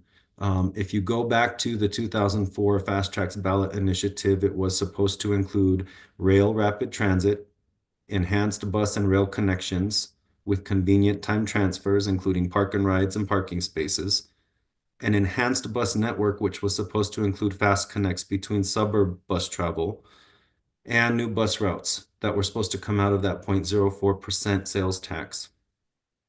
It also was supposed to include payments for enhancing transit facilities. Some of that has been done, not all of it. We know that. But I do believe that Director O'Keefe was spot on in his commentary about what FISA exists for and what the fast tracks vote was that preceded the FISA. And so not the time for that whole conversation to be within this year's budget, but I think we need to have a hearty and serious conversation and level set. I too get a lot of communication in email and in phone calls and in text messages from some very angry people who seem to think, for whatever reason, that the FISA exists for only the use of one corridor. And I think that being honest and vulnerable about where we're at and what we're doing is always going to be the better way to go, because we need to proceed forward with the truth. And especially at a time when we see the reduction of sales and use tax. And I will forever be a pessimist when it comes to forecasting. Even if we use the median line on that sales and use tax forecast that we receive from CU Leads, every year I have said it, and so far I have been correct. We have not achieved what has been forecasted. And we see that result year after year that I have served on this board. And so I would suggest that we take the advice of looking at some sort of alternate scenario than just what was used for this budget, and consider the fact that we may have lower sales tax and use revenues in 2026. Beyond that, I do want to give huge kudos to our staff who have found monies that were not utilized and were able to cut major dollars from their departments in producing this document. I think that it shows great determination to keep the agency running and not fire people and lay them off. It's a terrible thought to even consider that. And knowing that our CEO will stand in solidarity with employees and do what is right, I would fully hate to vote on any budget that would not be able to reward the hard work that has been done. I do not want to go backwards. I would like to go forward. And as chair of the committee, I'm hoping that we can figure out a consensus and get this done this year. With respect to state funding, if it ain't real, I'm not going to imagine it. I'm sorry. I want my money in my hand. That's how I deposit it in the bank. And when I make a withdrawal, they give me cash. It's not a promissory note. And so for all of the lovely speech and talking that I have heard over the last few years from different legislators, we've provided you money, we provided you money, we provided you money. Nothing has come to fruition yet. And while we are still waiting to get an answer, I see no logic or reason to include that in a budget when we do not have numbers. When we have those numbers, we can adjust this budget. We are at liberty to do so anytime we want. But until we have those numbers, I don't know that planning on having that is a great idea. I certainly don't plan my budget that way, by assuming I'm going to have a certain income, or I'm just going to get a gift from somebody to be able to do that. I include that after the fact, once it's in the bank, and I can utilize those funds to do something with. Maybe that's showing a bit of my more conservative nature when it comes to financing, but I want to be a realist here and pragmatic about how I approach this. That said, I don't have anything else to add. I do need to spend a little bit more time reading through this. We've had a lot to go over, and the RTC information kept me busy, and I've been working on other matters for the other committee as well. So thank you for the hearty conversation. I want to remind everybody that there is an upcoming study session. And while the FIFE was referenced several times, it was recommitted to our committee. I did not include it on tonight's agenda because I think it doesn't make any sense to go back and make a recommendation on something we have not taken the time to discuss thoroughly, as was the expectation of the board when it was recommitted. And so at the study session that is upcoming, we will be discussing that matter. And Vice Chair Banker and I have had a conversation with staff ahead of this meeting that we will take appropriate action if we determine that there is a path forward with the FIFE going forward the next 5 years. after we have consensus by the board. So with that, there's no vote on this matter. I'm going to close this out. Directors, it's a great time to write questions. I am certain that CEO Johnson and CFO Mackey and the team will respond to any inquiries and respond to the whole board so that we are all on the same playing field. Have that information ready for the study session if there is not time for a memo to be sent out ahead of that, so that we can all proceed forward. Thank you. All right. The third item is for the long-range financial plan. So once again, I would like to ask Callie Mackey, Chief Financial Officer, and Todd Nickel, our Senior Manager for Budget, to present this item to the committee. Thank you, Mr. Chair. And I would like to thank Senior Manager of Budget, Todd Nickel, and Senior Manager of Planning Technical Services, Brian Welch, for their work in creating the long-range financial plan that we're presenting this evening as a discussion item. I will share my screen. Hopefully you can see that. Great. The long-range financial plan serves as an extension of the 5-year financial forecast through the 30-year time horizon, which is currently 2055. This plan is submitted to the Denver Regional Council of Governments, also known as DRCOG, the federally designated metropolitan planning organization for the Denver region pursuant to Federal Transit Act Part 23, Section 5301. DRCOG will incorporate RTD's plan along with the plans of other member governments and partners in the regional transportation plan that is updated every 4 years as required by 23 Code of Federal Regulations, Section 450.324, in order for projects to receive federal funding. The regional transportation plan guides the long-range vision and investment framework for the region's multimodal transportation system. DRCOG relies on financial forecasts developed by RTD to determine the amount of funding available for use in RTD's transit network. RTD's lenders also utilize the plan to ensure that RTD has the financial capacity to repay its debt. The long-range financial plan focuses on ensuring that RTD can fund the ongoing operation and maintenance of the base system and the fast tracks corridors while repaying its debt obligations. In the forecast, while revenue is expected to increase, it does not keep up with the rising cost of operating the system, investing in state of good repair, and funding capital projects for the existing infrastructure. Debt service does decline over time, but those savings are more than offset by increased operating and reinvestment needs. This widening gap between revenue and requirements underscores why long-term planning and funding solutions are critical. Before I delve into key elements of the forecast, I will share that in the next month's action item, staff will slightly adjust the fare increase assumption so that base fare increases from $2.75 to $3 in 2031 and 25 cents more every 3 years after. Key elements of the 2026 through 2055 forecast include the September 2025 sales and use tax forecast from the Leeds School of Business at University of Colorado Boulder. Future formula grants are forecasted based on historic appropriations and escalated at the Consumer Price Index, or CPI. Operating costs are based on the final year of the 5-year financial forecast, escalated at 3% CPI with vehicle, hour, and mile adjustments for increased transit utilization. The Bureau of Labor Statistics indicates that the CPI for Denver, Aurora, and Lakewood dropped below 3% in early 2024.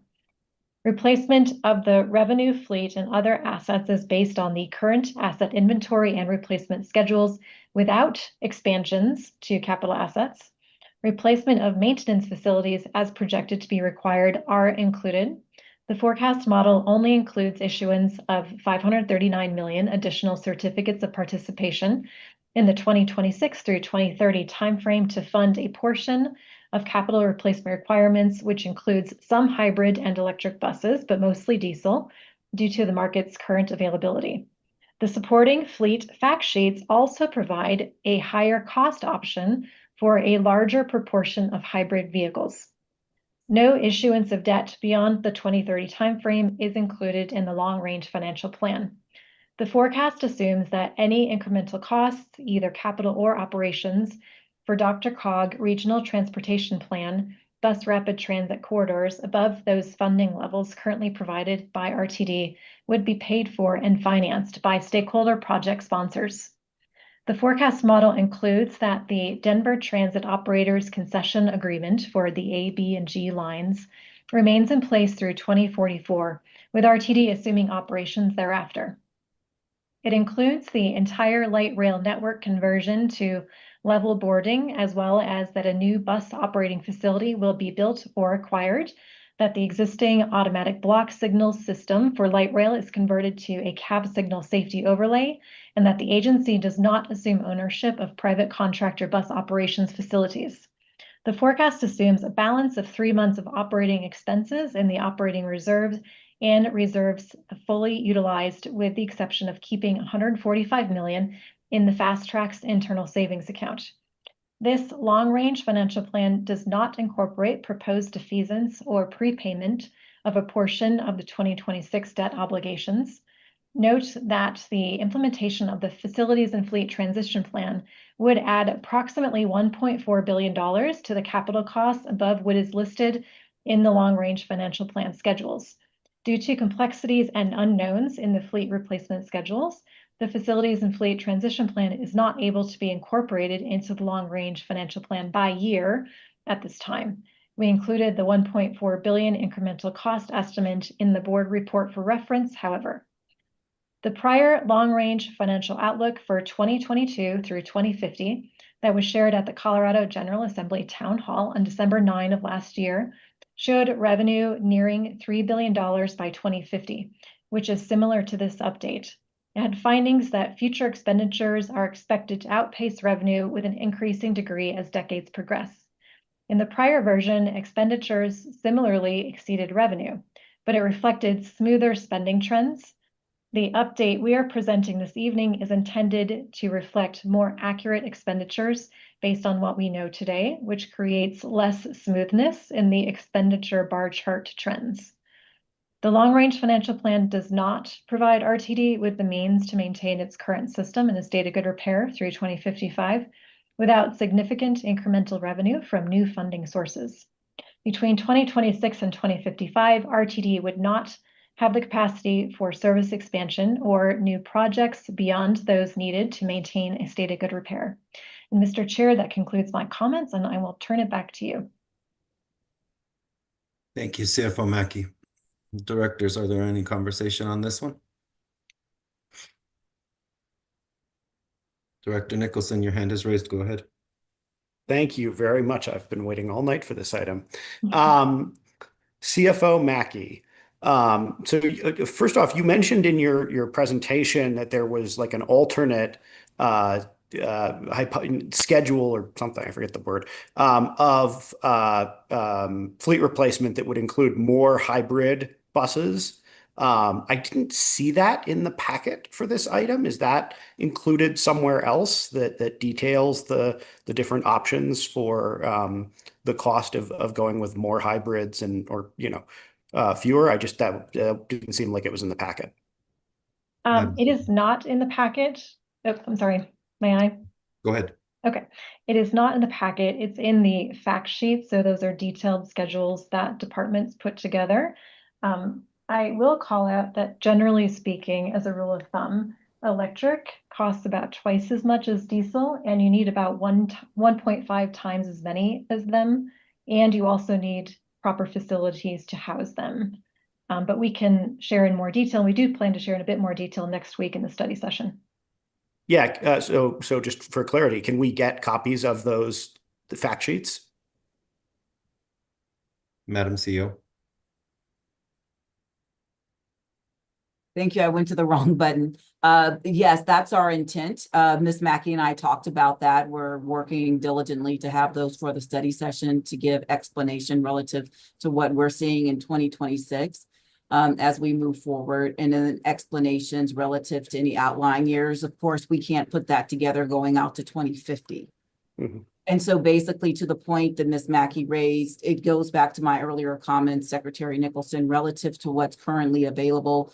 As we indicated before, we don't have options relative to 60-footers for the here and now. So as we look at forecasting, we're dealing with what's available. There are available buses that are 40-footers that are FTA approved and things of the like. There's a myriad of different other factors that have to be taken into consideration when you think about alternatively fueled vehicles and their propulsion systems.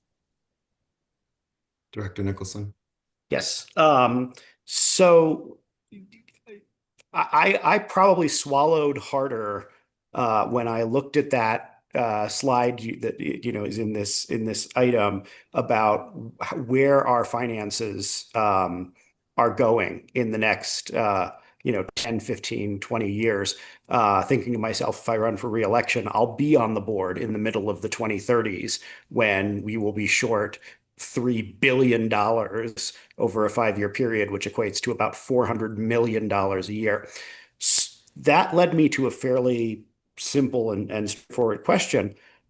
What planning has the agency done so far in terms of pursuing a ballot measure to raise additional revenue? Like, if we recognize that this avalanche is coming, this, if I'm going to pull from the Bruce Willis movie with the asteroid coming to Earth, Armageddon, we recognize the asteroid is coming. What planning are we doing to actually create that revenue source and go to the voters and mitigate this oncoming disaster? How far has that conversation gotten? Madam CEO. Yes, thank you very kindly for the question. And I think it's a collective conversation, recognizing when we went through the ballot initiative, just preparing for it a year and a half ago.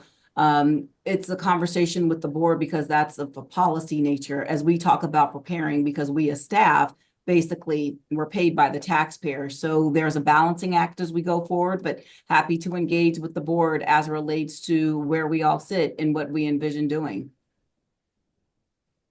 Very quick follow-up. Go ahead.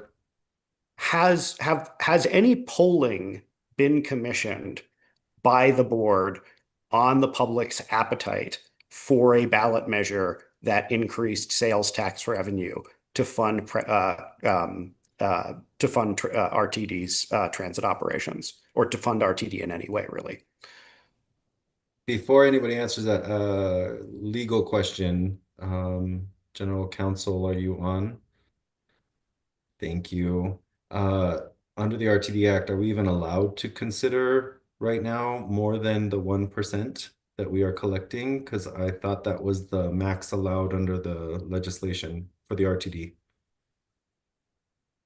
So my understanding, and correct me if I'm wrong, Director Nicholson, my understanding of Director Nicholson's question is he's inquiring about what options the agency might have moving forward, going to the voters to seek voter authorization for an increase in our sales and use tax. And that is what would be required under the law. Okay.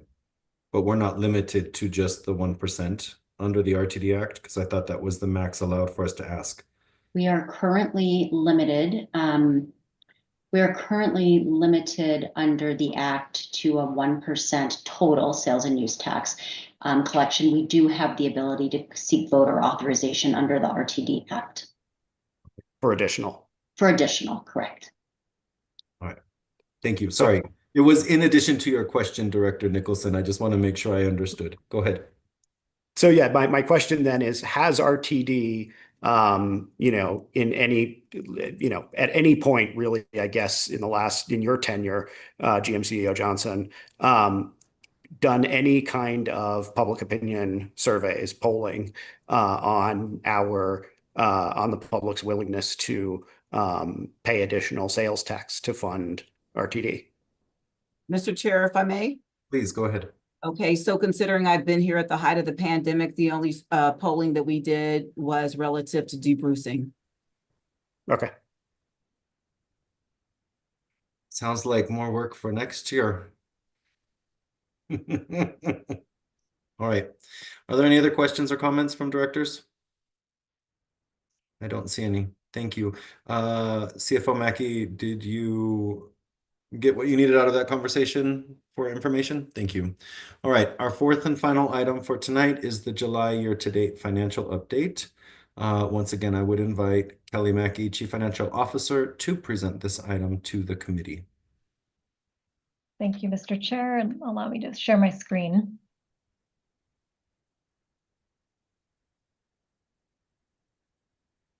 Great.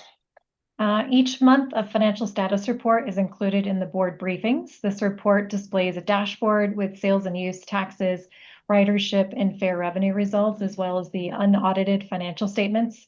And following the conclusion of this fiscal year ending in December, an annual comprehensive financial report is produced, audited by independent auditors, and is presented to the audit committee and the full board as a recommended action.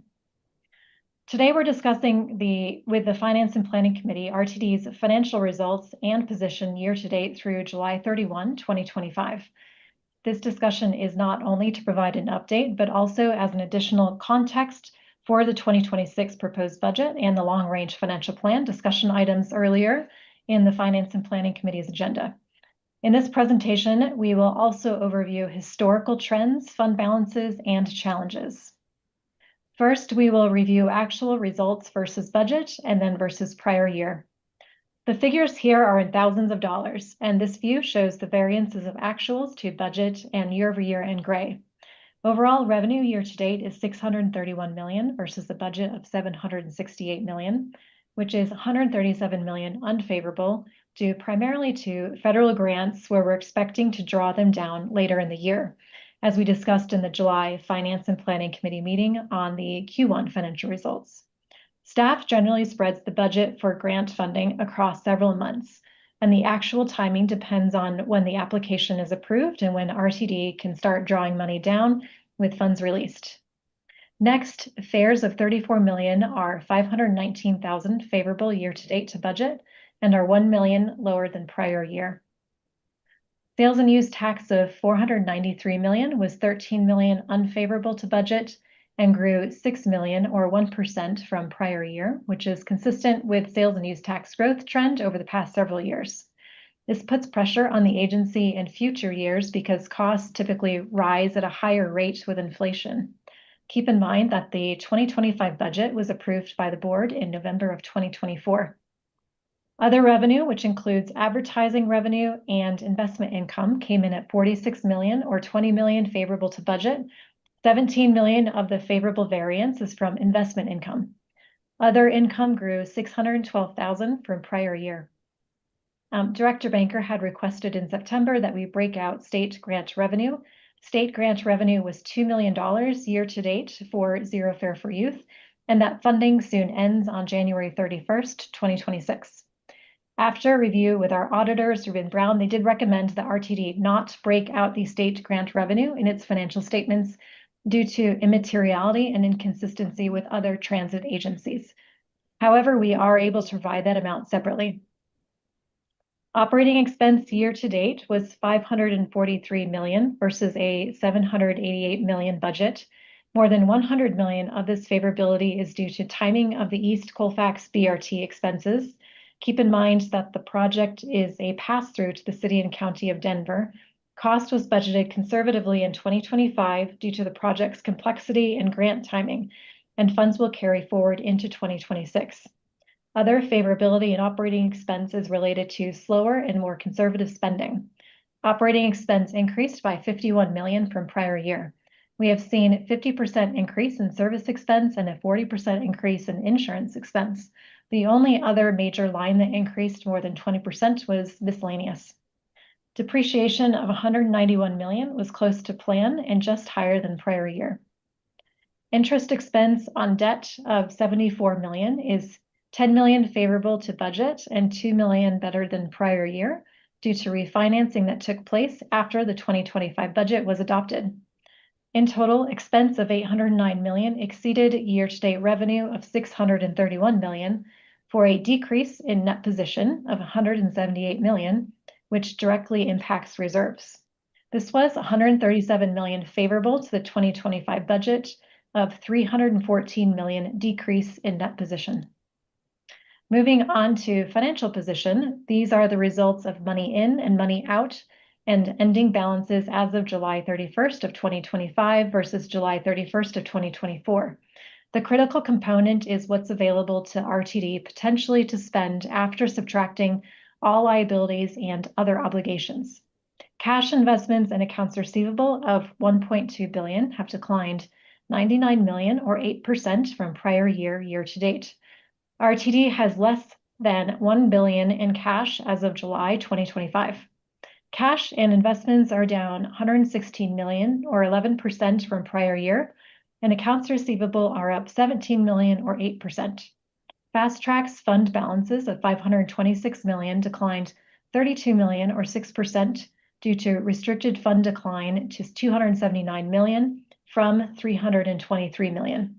Base system fund balances of 576 million declined 96 million or 14% from prior year.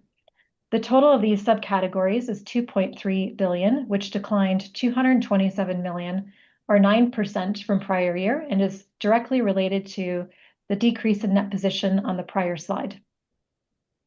To summarize what I've discussed so far regarding financial results, revenue is behind expectations due to the timing of grants.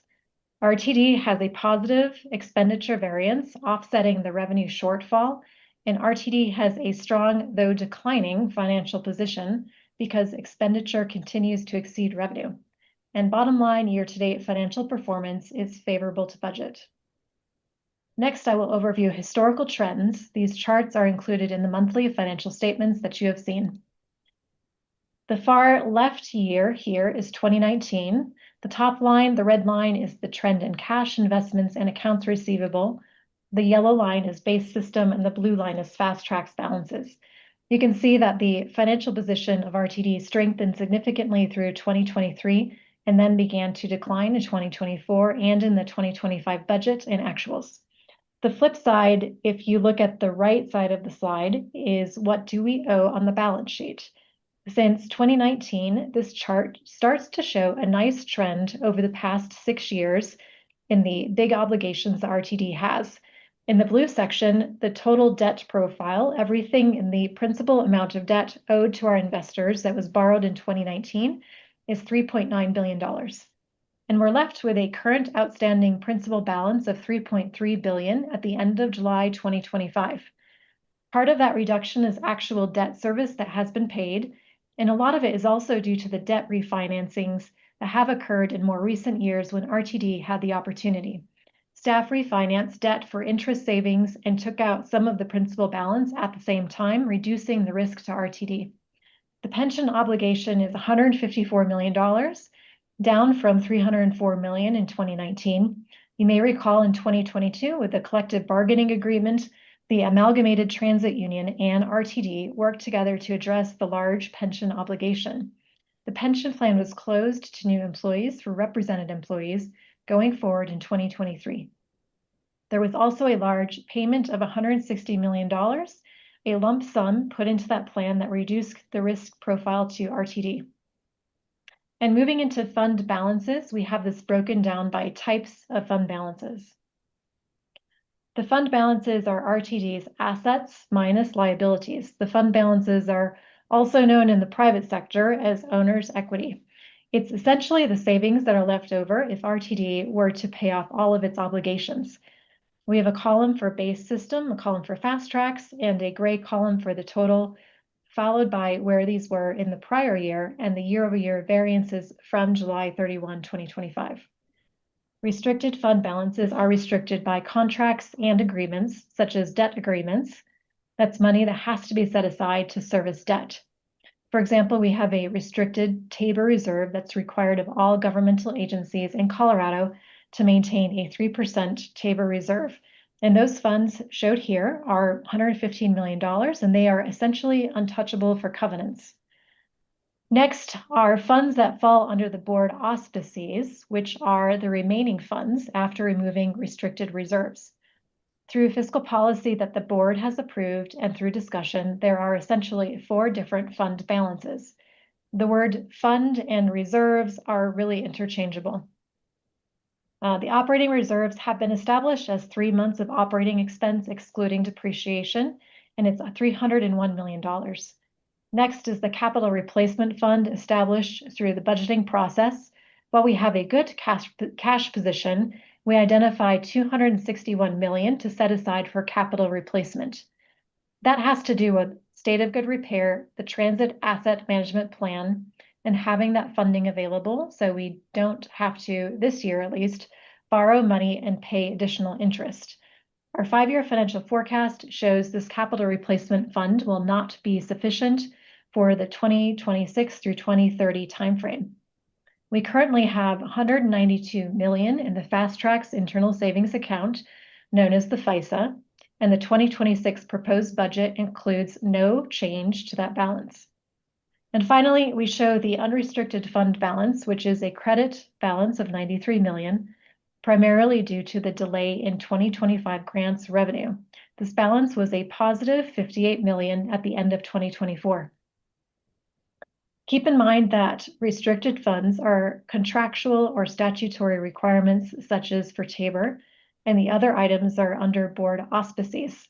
The board has the authority to spend, and only the board can appropriate those funds.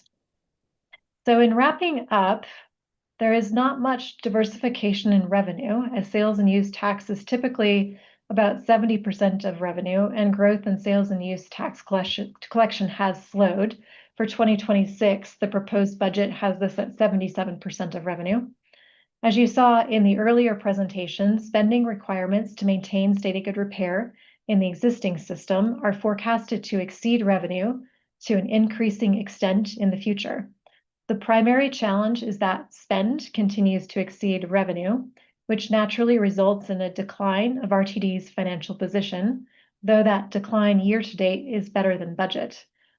RTD's financial statements may look like the agency has a lot of money, but essentially it is spoken for, and RTD needs that money to maintain what it has. Mr. Chair, that concludes my presentation for the year-to-date financial update. Thank you. Directors, do you have any questions or comments?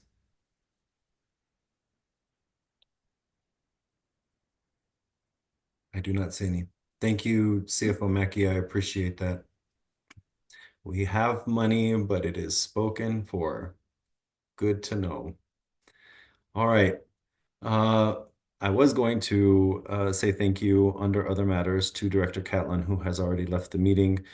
Tonight was her last committee meeting with us, as she has left the board. So we wish her well and thank her for her service and wisdom. Are there any other matters? Director Nicholson, your hand went up. Yes, it did. Thank you. I had a question for GMCO Johnson and Ms. Mackey about the study session. I was wondering what the format is going to be for that. Are we, when the Denver City Council did their budget week, they basically went through the budget department by department and had each department present on what was in their department budget.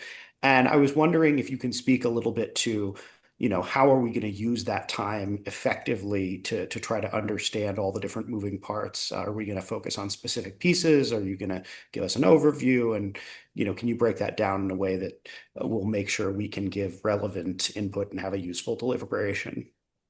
CFO Mackey. Yes, I was not planning to utilize the time to have each department present on their budget because you're able to read that in the budget book, and I think it's pretty self-explanatory, and I don't think your concerns are related necessarily to the department level budgets, but I can speak to them at a high level because you did mention bus operations earlier, but I think the time would be better spent on things like capital requirements in 2026 and in future years, what those are, what the debt schedules look like, what the $20 million in proposed debt taking out for the cutaway vehicles in 2026, what that looks like in more detail, and probably for the 5-year financial forecast portion, sharing with you, for example, quantities of vehicles, which are diesel, which are proposed at hybrid, which are electric, and in the fact sheets, what it's proposing in terms of what the cost would be if we had a higher proportion hybrid, things like that, that you all have asked about. I have a number of questions from prior meetings with the Finance and Planning Committee about things that you would like to see in more detail. So I have notes to build out materials to help answer those questions. So I do plan to use the time for that. May I? Yep. Will department staff be present for the meeting so that if we do have questions, and I expect just from other conversations I've had that there may be particular directors who do, will they be there to speak to those budgets, or like who's going to be present in order to be able to answer those sorts of questions? Madam CEO. Thank you very much, Mr. Chair. Thank you, Secretary Nicholson. Just by means of process, all leadership team members are generally in attendance at a study session, recognize the importance of the budget. And when you look at the core departments relative to service delivery, we will be there collectively. And recognizing your question, comparing us to the city and county of Denver, considering budgets there and departmental aspects, is that some municipality, to what Ms. Mackey said, we are going to lean in. We have been conferring, of course, with the chair and vice chair of the committee and recognizing where we are with a 5-year financial forecast. That will be an element as well, but amplifying what Ms. Mackey said, presenting you all with information and giving you the opportunity to delve in a little deeper as we do our best to address questions that you may have relative to what it is and what we're doing, and more so understanding other parameters from which we're working within as well, I believe is paramount to the discussion. Thanks. CFO Mackey. I will also add that our Senior Manager of Finance, Heidi Wagner, has kindly offered to join the study session, and her finance organization are the ones who have been working with the individual departments to help develop the budget. And so she's also going to be available to speak to the department budgets in more detail and answer questions. Awesome. Thank you. Appreciate it. Right. Thank you. With no other hands raised, then I just need to do this last piece. The next meeting date of this committee will be November 11th for Finance and Planning. It is a Tuesday. It is also Veterans Day. At that meeting, we are scheduled to take action on the following 4 items, 3 of which we discussed in detail this evening: the proposed defeasance of the 2026 debt service, the proposed 2026 budget, the long-range financial plan, and then the salaried trustee appointments. Additionally, we will have discussions on the following 2 items: the triennial update to Reimagine RTD, the mobility plan for the future, and the bus stop infrastructure and accessibility assessment, long awaited. Also, please be on the lookout for updates regarding a path forward for the 5-year financial forecast, which should come out of the Wednesday, that might be a Tuesday, October 22nd study session from 5 to 7 p.m. at Blake Street, where we will discuss all matters pertaining to the budget and financial forecasting for RTD. Madam CEO. Yes, Mr. Chair, I thought you said you thought it was a Tuesday. It is Wednesday, October 22nd, due to the fact that the chair, when we polled, it's Wednesday. So I just wanted to clarify that. Thank you. Thank you. I have it written down wrong in my notes. No problem. Wednesday, October 22nd, 5 to 7 p.m. at Blake Street. Seeing no other discussion, we will adjourn our meeting at 9:17 p.m. Thank you. We made it through. Questions?